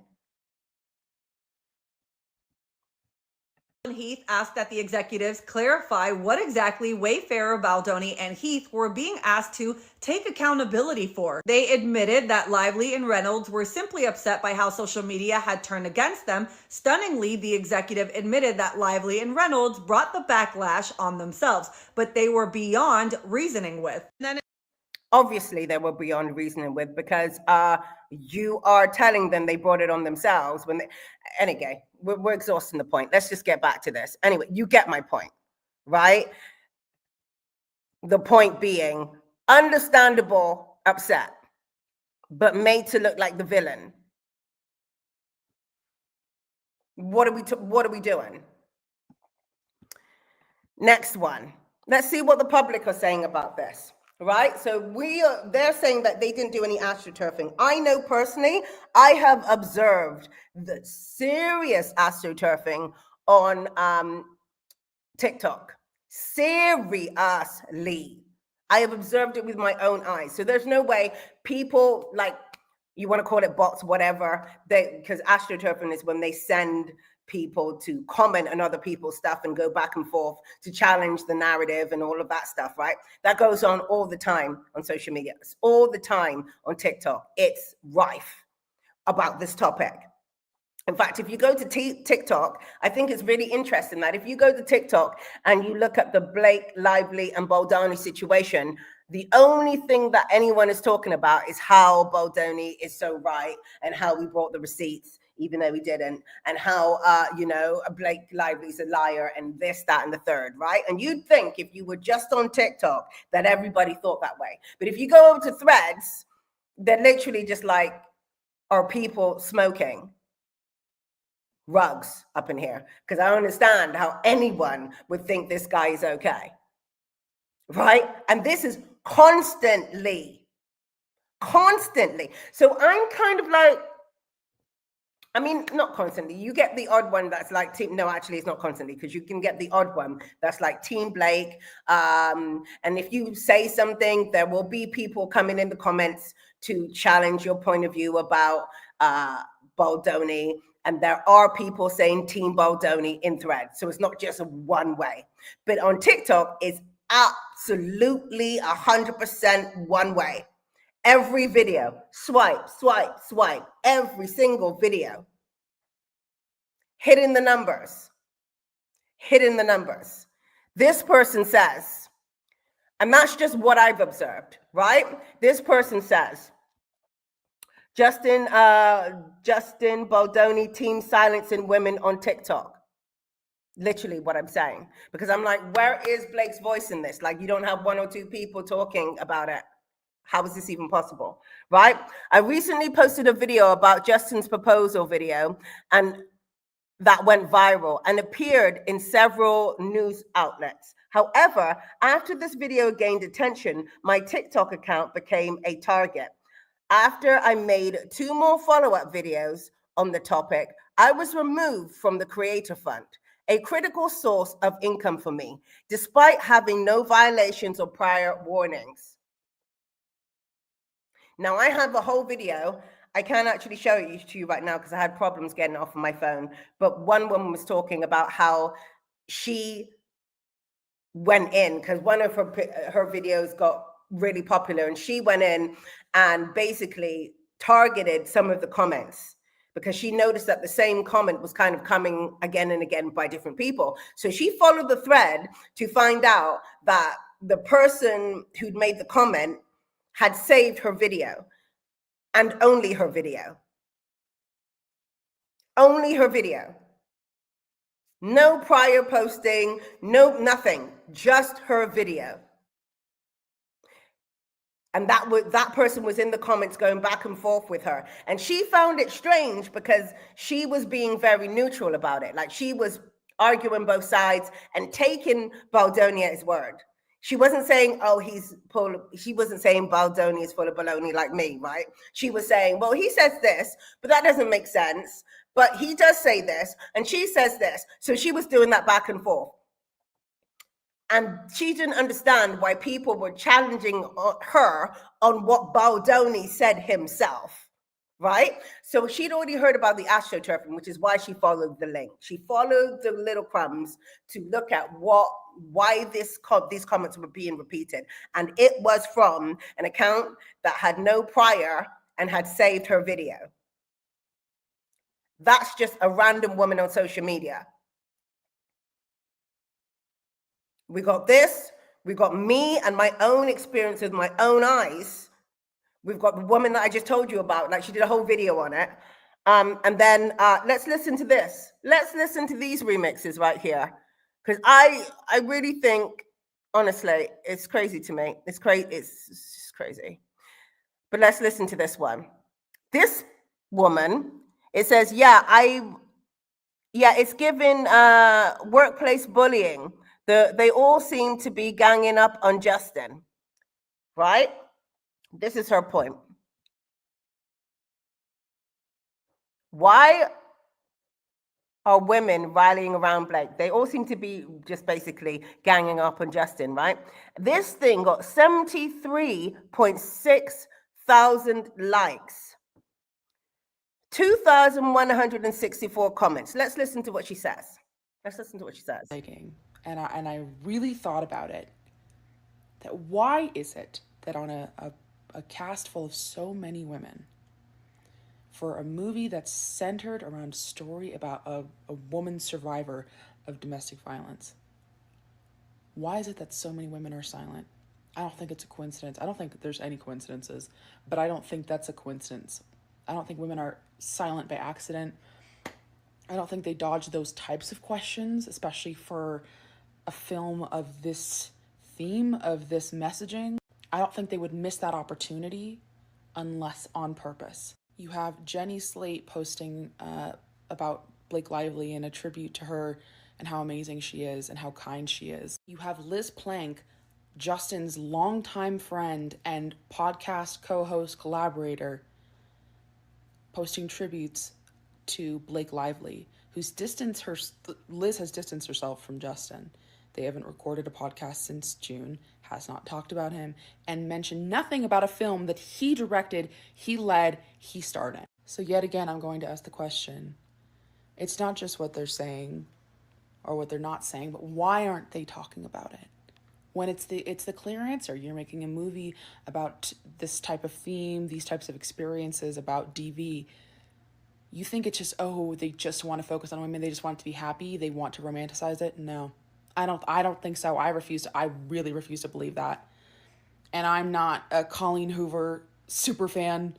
I just don't think a movie is that stupid, and I don't think women are stupid. They can be ignorant, but I don't think women are dumb. So her point is, why aren't more women speaking up about the situation? And I'm like, how many more women do you want to speak up about the situation? You got the co-star right here. You got the male co-star coming forward and saying things. I mean, do you need the cleaner to come in? I'm just not, like, you've got the main hitters who can say stuff without their whole career being destroyed, saying stuff. You got the co-host for the podcast, Man Enough, leaving the podcast, Man Enough. And she even did that before it became public. She left, she didn't do any more things with him. You think that someone is going to stop their livelihood with a person to play some workplace bullying game? Is this what is this what you and 76,000 other people believe? So it's not because it's true, it's because they're just bullying him. Just having a bit of fun, isn't it? They're just bullying, they're just being mean people. And that's why no other women have come forward. What other women do you want? You got the star, you've got the co-star, you've got the woman who did the podcast with him. I'm just confused. The other woman who played Lily, the younger version of Lily, she's new to the acting profession. So no, she's not going to come out here and say anything about anything. She's going to play nice because she wants another job after this. Like, I don't understand what she's missing. She said she thought about it, but I wish she would think some more.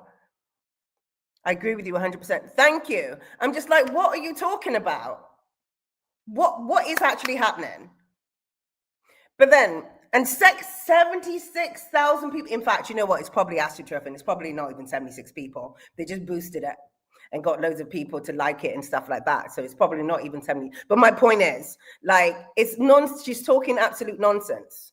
Let's listen to the next one. Friedman has officially filed the lawsuit. Okay. Justin Baldoni's lawyer, Brian Friedman, has officially filed the lawsuit against PR, Blake Lively, Ryan Reynolds, some other people for like 8 different counts, but for $400 million. Not to mention the $250 million lawsuit against the New York Times. And in there it even says she never even read the book, Googled what color hair the character has. For a man who has been working on this project for 5 years. Okay. I'm going to stop that right there. So she never read the book. Does that mean she wasn't sexually harassed on set? Because this is her only claim. The girl has been very clear in her claims. She has 2 claims: sexual harassment and smearing. This guy has gone from pillar to post to A to B to C, up the round the houses, up the goalpost, down the goalpost. It's ridiculous. Like, what are you? And the reason why he's doing that is because he wants to confuse the narrative. Now he's talking about, oh my gosh, she didn't even read the book. But let's keep going. This is what the public are saying. This is why they are Team Justin Baldoni, right? This is it. But let's keep going. And here's the thing: is I actually like Blake Lively. I liked Age of Adeline. Maybe that's about it. But I mean, I always thought they were this cute, funny, quirky, funny couple. But then you have some other stuff like Married on a Plantation and the Mean Girl interview stuff that seems to happen. And like the feud that was growing with Anna Kendrick in Simple Favor, which I love Anna Kendrick. Sorry, but like not sorry at all. And I'm like, if you can feud with that little mouseketeer of Pleasant Sunshine, I don't even know who you are. I know who you are. You're Blake. You're a mean girl. But all right. So because someone came over as a ray of sunshine, you are now saying that she was clearly the victim in this because she came over as a ray of sunshine. You need to get your head read. If you think that because she came over as a ray of sunshine, that she was clearly not in the wrong in any way, you need to get your head read, because you are going to be dragged from pillar to post by these toxic narcissists and abusive types. Like, what kind of nonsense is that? Absolute nonsense. But of course, that's what I mean. Let's keep going. Let's just keep going. From everything that keeps coming out, it's like, how can I twist this and make it sound as horrible as possible? And then the launching of the hair care and the alcohol-free drinks or alcohol, when domestic violence and alcohol are kind of like this a lot of the time. Not letting him be on the red carpet for a movie he directed and produced while having that girl and his family, the terminally ill girl who subsequently has died, in the basement because she can't even be on the same red carpet and just like play nice. Aren't you an actor? I'm sorry, I don't understand how her having a disabled person in the basement, that was part of his family, and it was for an hour and a bit. Just over an hour is what he said, right? So how is this crime? I forgot that Justin Baldoni was actually producer on the set, but then he gave away his producer rights when he signed over the thing to her, basically. But yeah, she just reminded me of that. Let's keep going.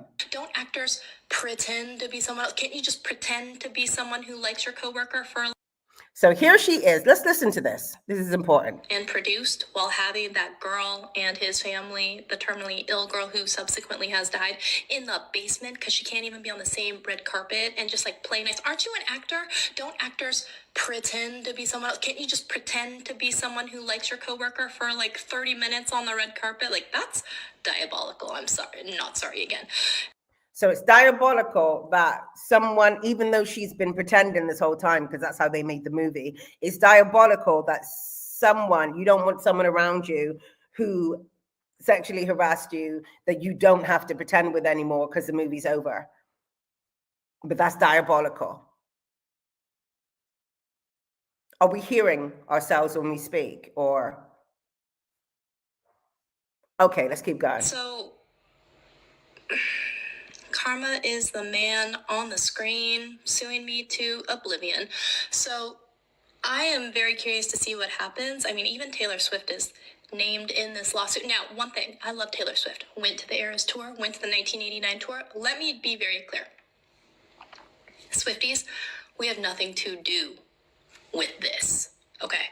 Don't be going up on Baldoni just because they're friends.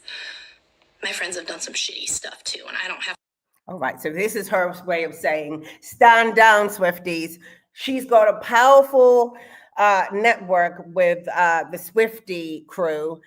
So we need to neutralize that and let them know that they've got nothing to do with this, even though they've dragged Taylor Swift into it.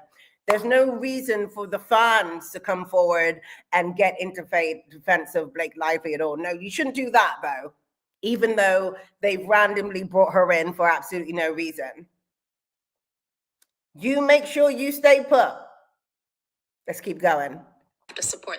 You notice she hasn't made a statement yet either. Not saying that she has to, but it is interesting. Anyways, I feel so bad for him that his life's work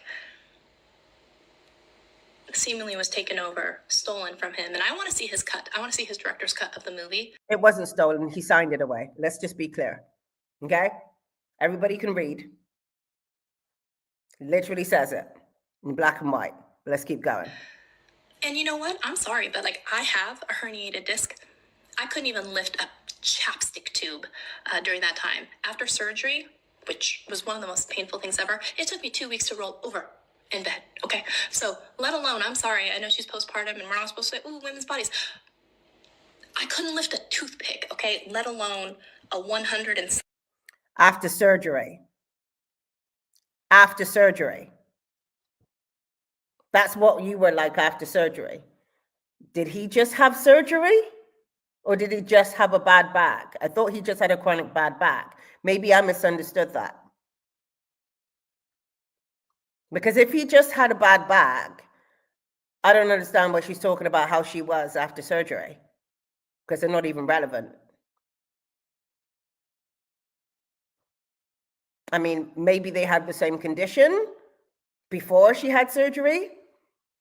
But she's not talking about the condition before she had surgery. She's talking about it afterwards. So again, the relevancy is what? Guys, fill me in. Maybe I missed that part because I know that he said that he had a bad back. But I didn't know that he said that he had like surgery. Maybe he did. I don't know. Maybe I missed that. But let's continue. something pound person. Okay, I don't care who you are. If you've never had a herniated disc and he has two, you don't get to speak on that subject. I'm just saying. So asking a trainer how much does she weigh so I can protect myself? Yeah, I would have asked that too. Yeah, but I thought the whole point of it being offensive was the fact that he asked that when there was no scene where he picked her up. I thought that was the reason why it was offensive. It wasn't offensive because he asked. It was offensive because he asked and there was no need for him to ask because he wasn't picking her up anyway. I thought that was the point.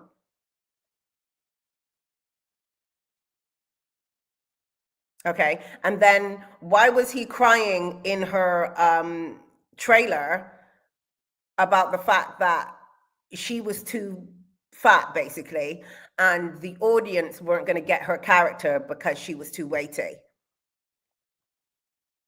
I mean, was that connected to his bad back and the surgery? I'm confused because this is her defending why he was doing the whole weight thing.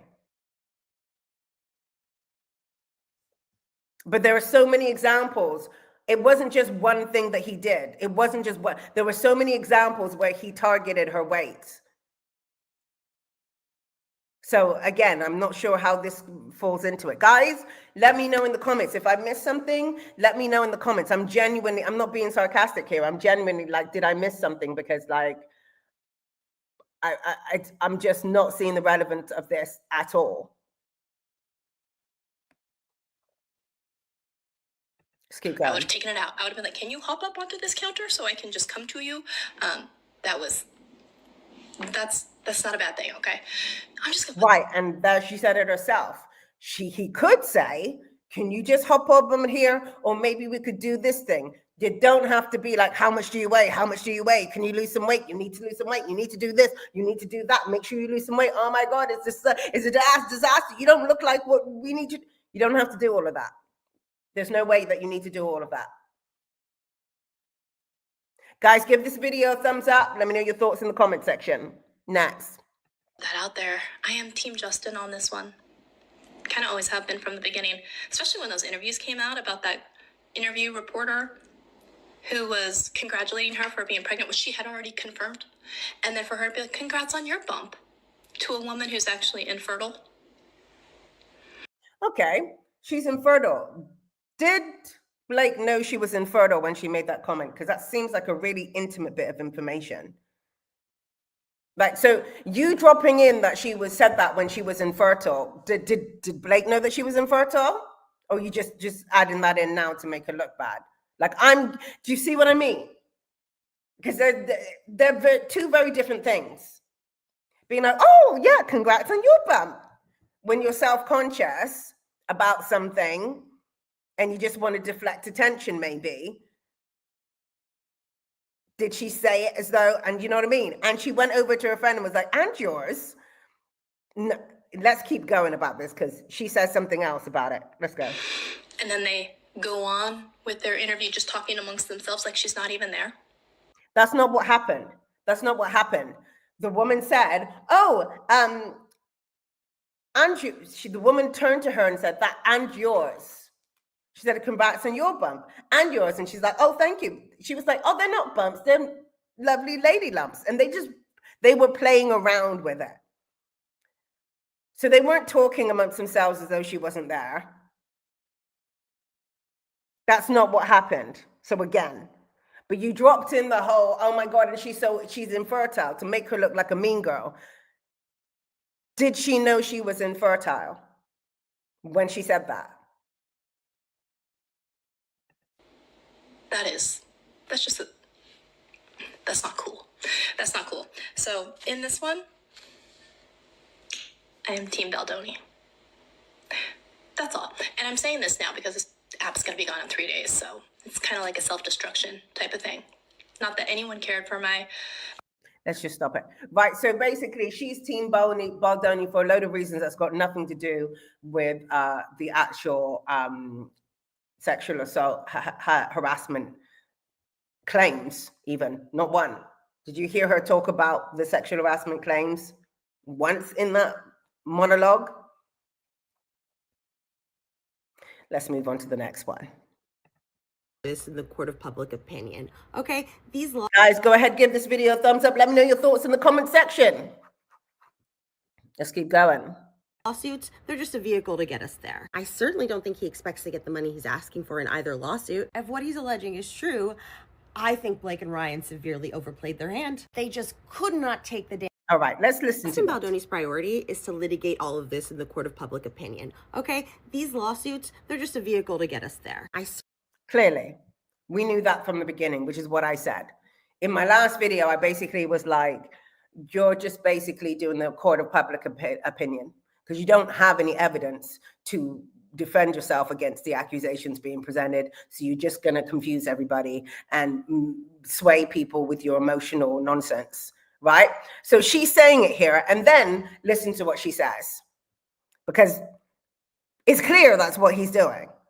But then now listen to what she says. Certainly don't think he expects to get the money he's asking for in either lawsuit. If what he's alleging is... So he doesn't expect to get the money, guys. He doesn't expect to get the money from the actual lawsuits that he's doing at the moment. The 150 million, 250 million over there and 400 million over here. Either way, who gets to do that? Maybe I should go sue someone for 400 million. If you can just do that as like Joe Schmo.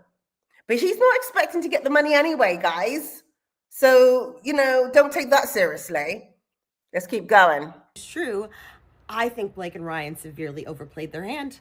If what Baldoni's saying is true, she thinks that Blake and Ryan overplayed their hand. Let's keep going. They just could not take the damage that was done to Blake's ego despite the film's commercial success. And they thought they could use this complaint to win back public favor. And it worked for like 5 seconds. Okay. So they could not. Okay. So even though the movie was a hit,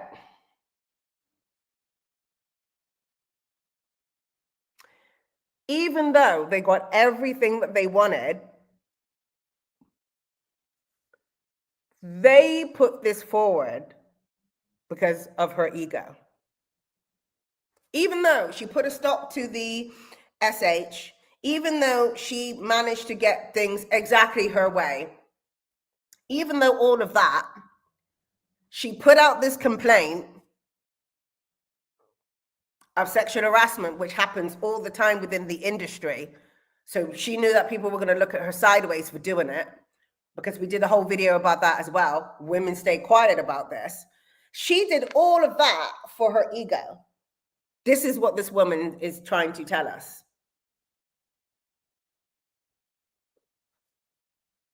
Despite the lack of receipts that he hasn't brung, right? The very, very clear lack of receipts that he's given. The reason why this is happening is not because he actually did it, even though he signed documents.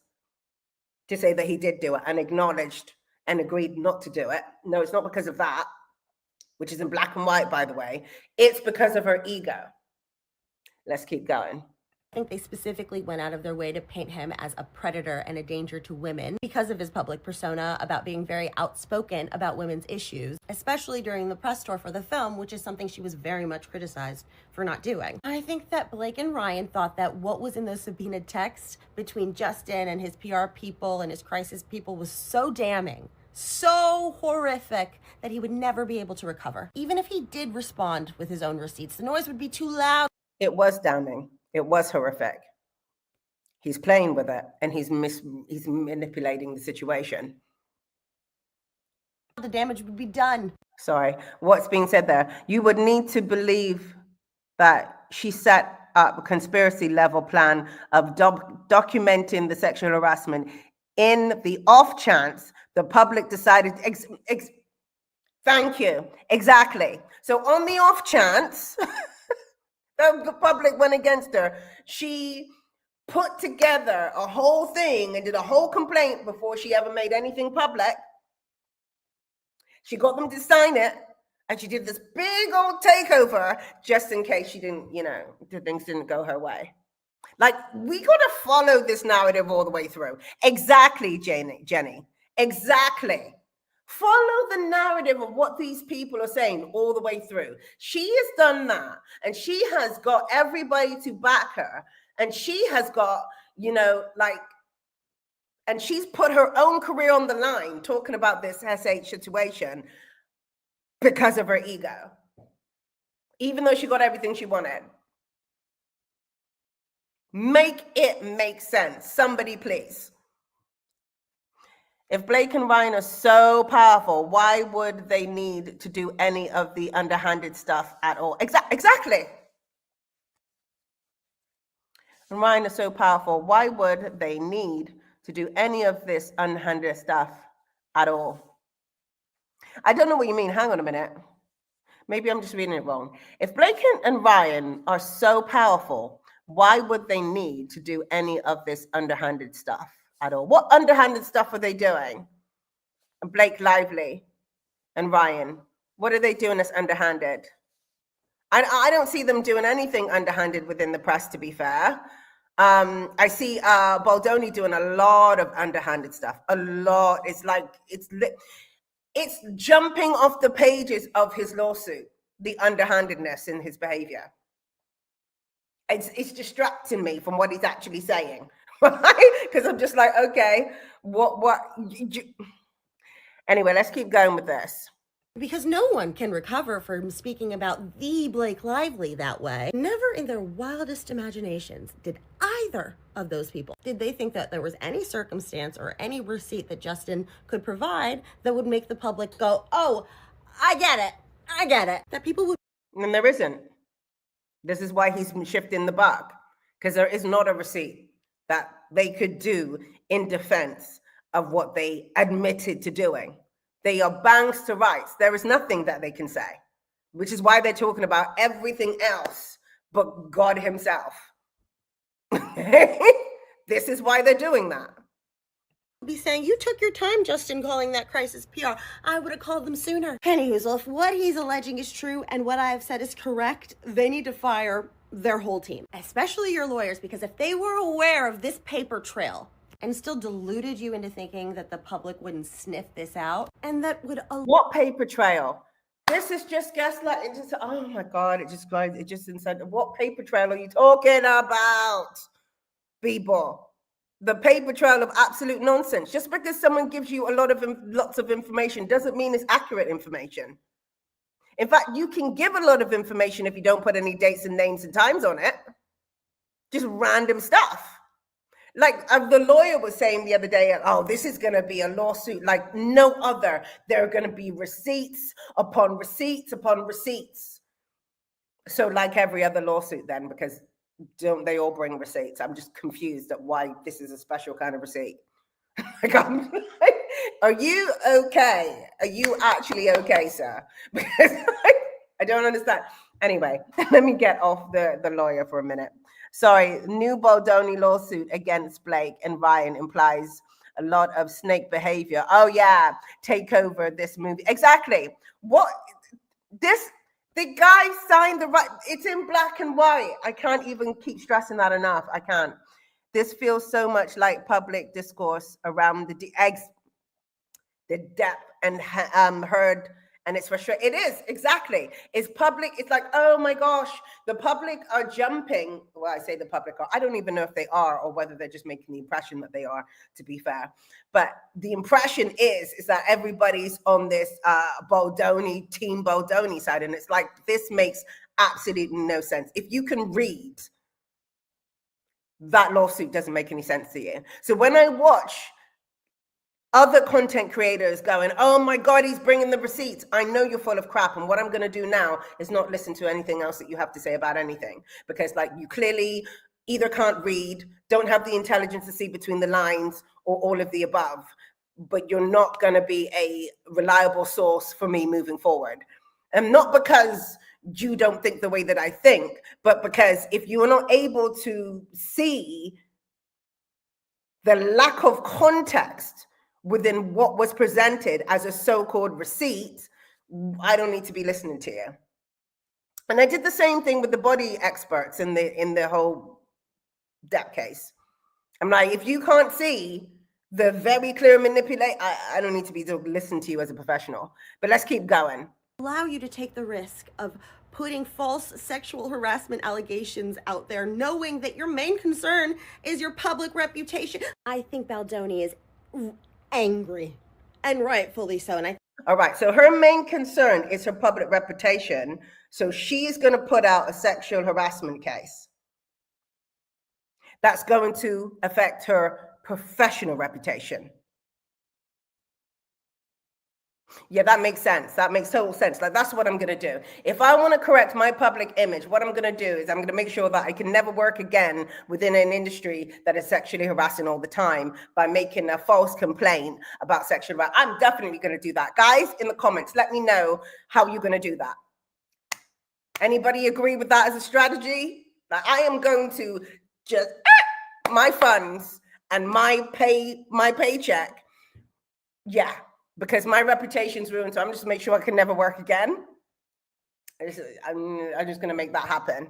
Making false claims about sexual harassment. Yeah. This woman sounds retribution, and the money is just icing. And I'm sure he will get some. Honestly, probably from Blake and Ryan, just to make this stop. All right, so he's going to get a payout from Blake and Ryan just to make this stop, apparently. This is what people are saying. And I had another video of what other people were saying, the other two that I told you about, the two videos with the woman who basically tracked the AstroTurfer, right, in real time. And that's the thing, guys. I need you to understand, straightforward is the way forward. When you're hearing, I'm just going off what Jeannie said, and that's a very great point. It's a very good point. Blake Lively's complaint is straightforward and written plainly, whereas Baldoni's lawyers uses such yeah, I'll read what you're saying first. Such fluffy and loaded language meant to draw out emotions in people who read it. Exactly. Fluffy, emotive language, this, that, and the third. Feel bad for me. I'm the victim. This is all full of emotion and no context. Just, in fact, there are some places where he's actually written who was saying what. So according to according to Baldoni, this person was saying this to that person, according to him, based on how he labeled it. Well, thank you for that. That sounds official. I'm definitely going to take your word for that, because it's not like you don't just blatantly lie or twist things or misrepresent the facts at all. Not like we've just seen throughout this whole video. No, you are a reliable source. So we're definitely going to take what you said. Nonsense. It's just what I was going to say is, if something is complicated, it's usually a lie. The truth is straightforward and plain. It's very straightforward and plain, and it's consistent. The girl hasn't moved her story from sexual harassment and smear campaign throughout this entire thing. This guy's just moved it pillar to post. This one, judges and lawyers know to look for the claims and skip the extra exactly, they know this. When someone is elaborating, they don't have the facts. And I love the way that Blake Lively's lawyers are doing it, because they're just like, well, we'll see you in court then. Yeah, it's what we're just going to see you in court. Right. And in their statement, they actually said basically that they're like, this is just taken out of this situation, this Davo, this is just taken out of the sexual harassment abuser handbook, is what they said in their statement in response to him suing them for 400 million. They're just like, we'll see you in court, because ain't no way. Basically, is what they said. Whilst he's like, oh my God, they tried to smear me. Prove it. I want to see the smear campaign that Blake Lively apparently put together. Because we didn't see it. None of the public saw this. So I'm just confused at how he's going to prove that they did a smear campaign that no one on earth saw.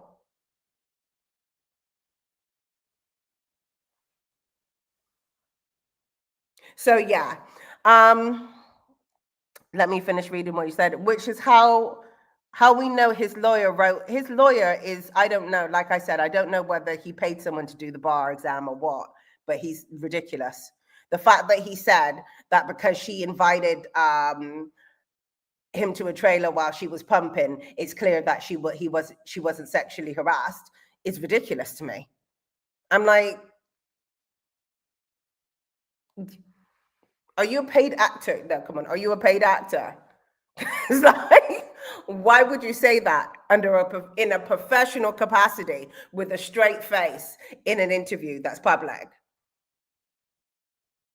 And remember, when he was accused, he also did the whole, she was totally up for it. There was no misconduct. She's lying thing too. We know his lawyer wrote that for the public to take it and run with their anger. Yeah, that's what they've done with this whole thing. And there was something that Perez Hilton said about it that triggered me as well into thinking about it in another way. Because remember, I was like, always like, why is he suing the New York Times? She's suing him and he's suing the New York Times. And then something Perez Hilton said about the fact that when he sues the New York Times, he has to provide, he gets the discovery from her. So he gets to know what her angle is. She has to like basically show that to him, right? So that pretty much explains why they would go here first and then go to her, because now they have her playbook. So now they can better make up some bull crap to deflect, reflect, basically confuse, misuse around, right? They don't want to go straight after her, not knowing what she's got. So that is why they did it that way. And I was just like, oh, that makes sense now, because I don't have a law degree, right? I don't know how these things work. So when I'm hearing things like that, I'm like, oh, that makes sense now.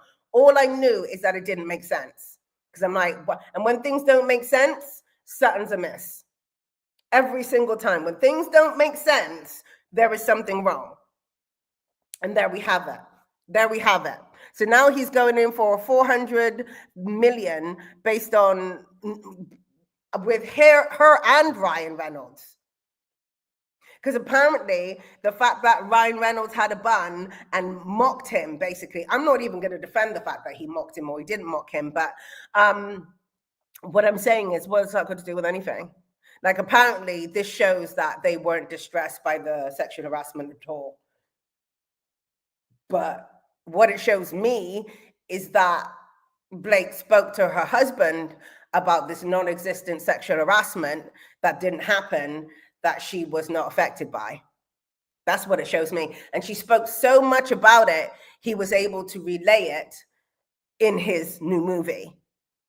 That's what that shows me.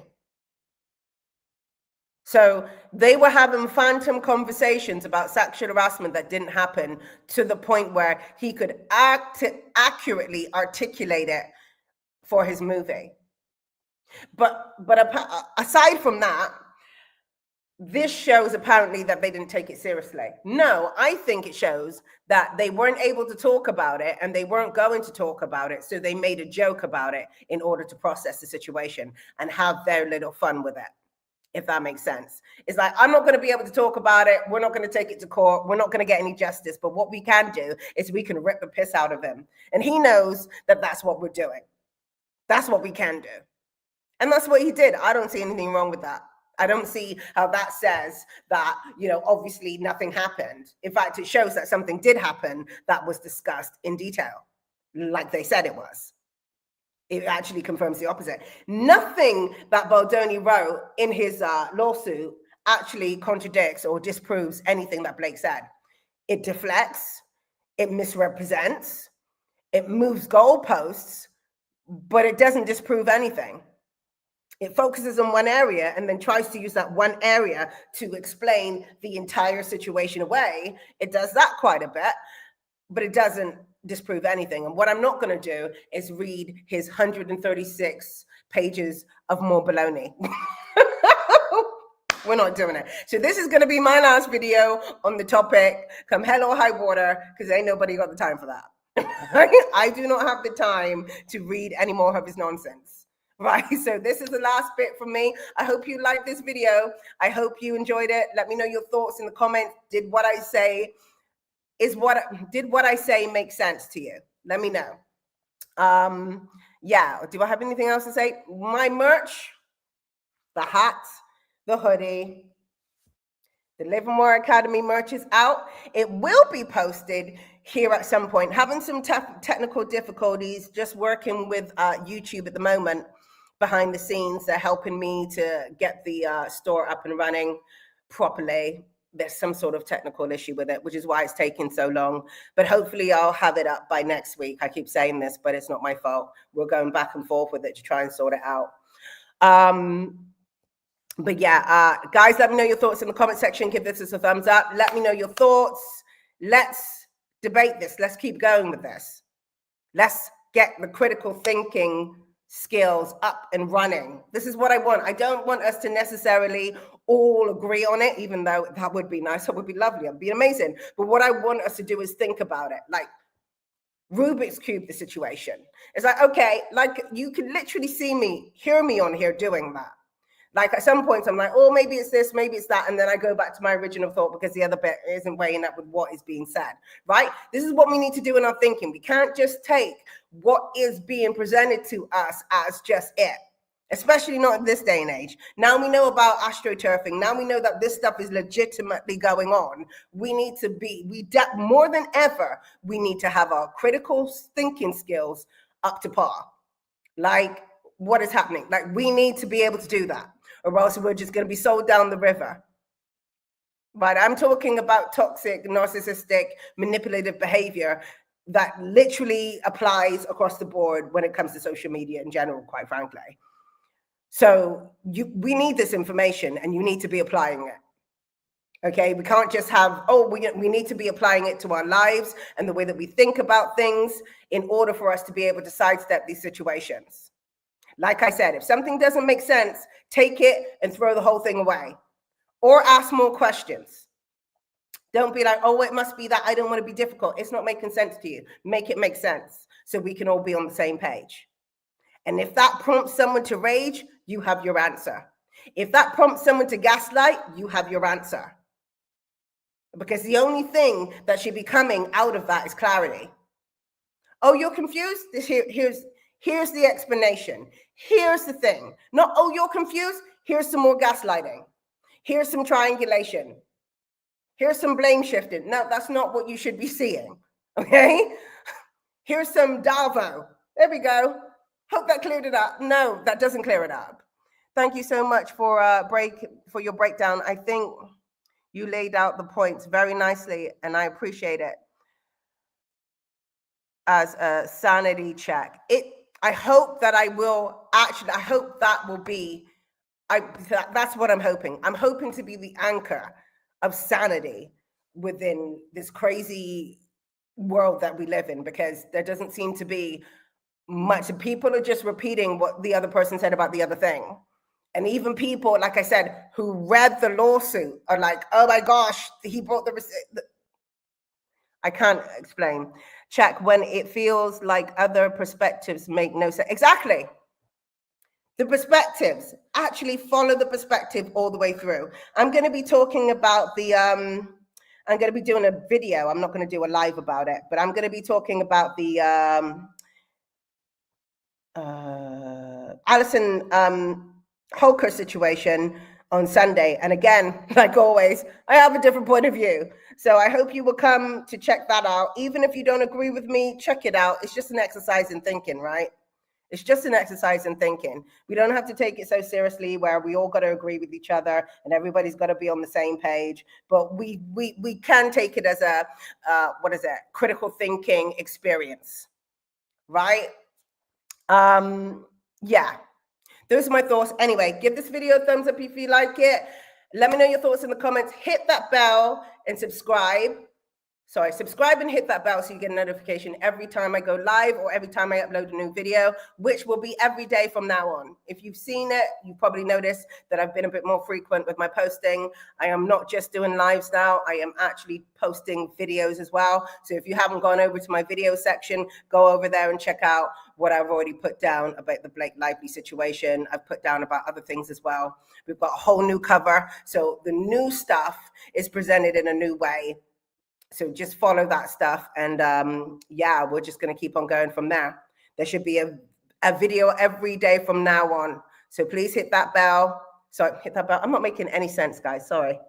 Please subscribe and hit that bell so you get a notification. Usually the videos will land at 6:30 every day, right? Apart from Friday, which is when I do a live. And if you notice that my other videos have come down, the scheduled lives, I'm not going to schedule my lives anymore because the world just moves too fast. And then what was current at one point is not current anymore. And then it just gets messy. So I will probably announce the live the day before or 2 days before or something like that, based on what I'm seeing happening on social media and what is relevant to the toxic narcissistic and abusive experience, right? So I hope you liked it. That's it for me. Until the next time, live boldly, live empowered, live from the inside out. Bye for now. You wanna suffer. Yeah, you said it was love and all the above, but you wanna suffer. Trauma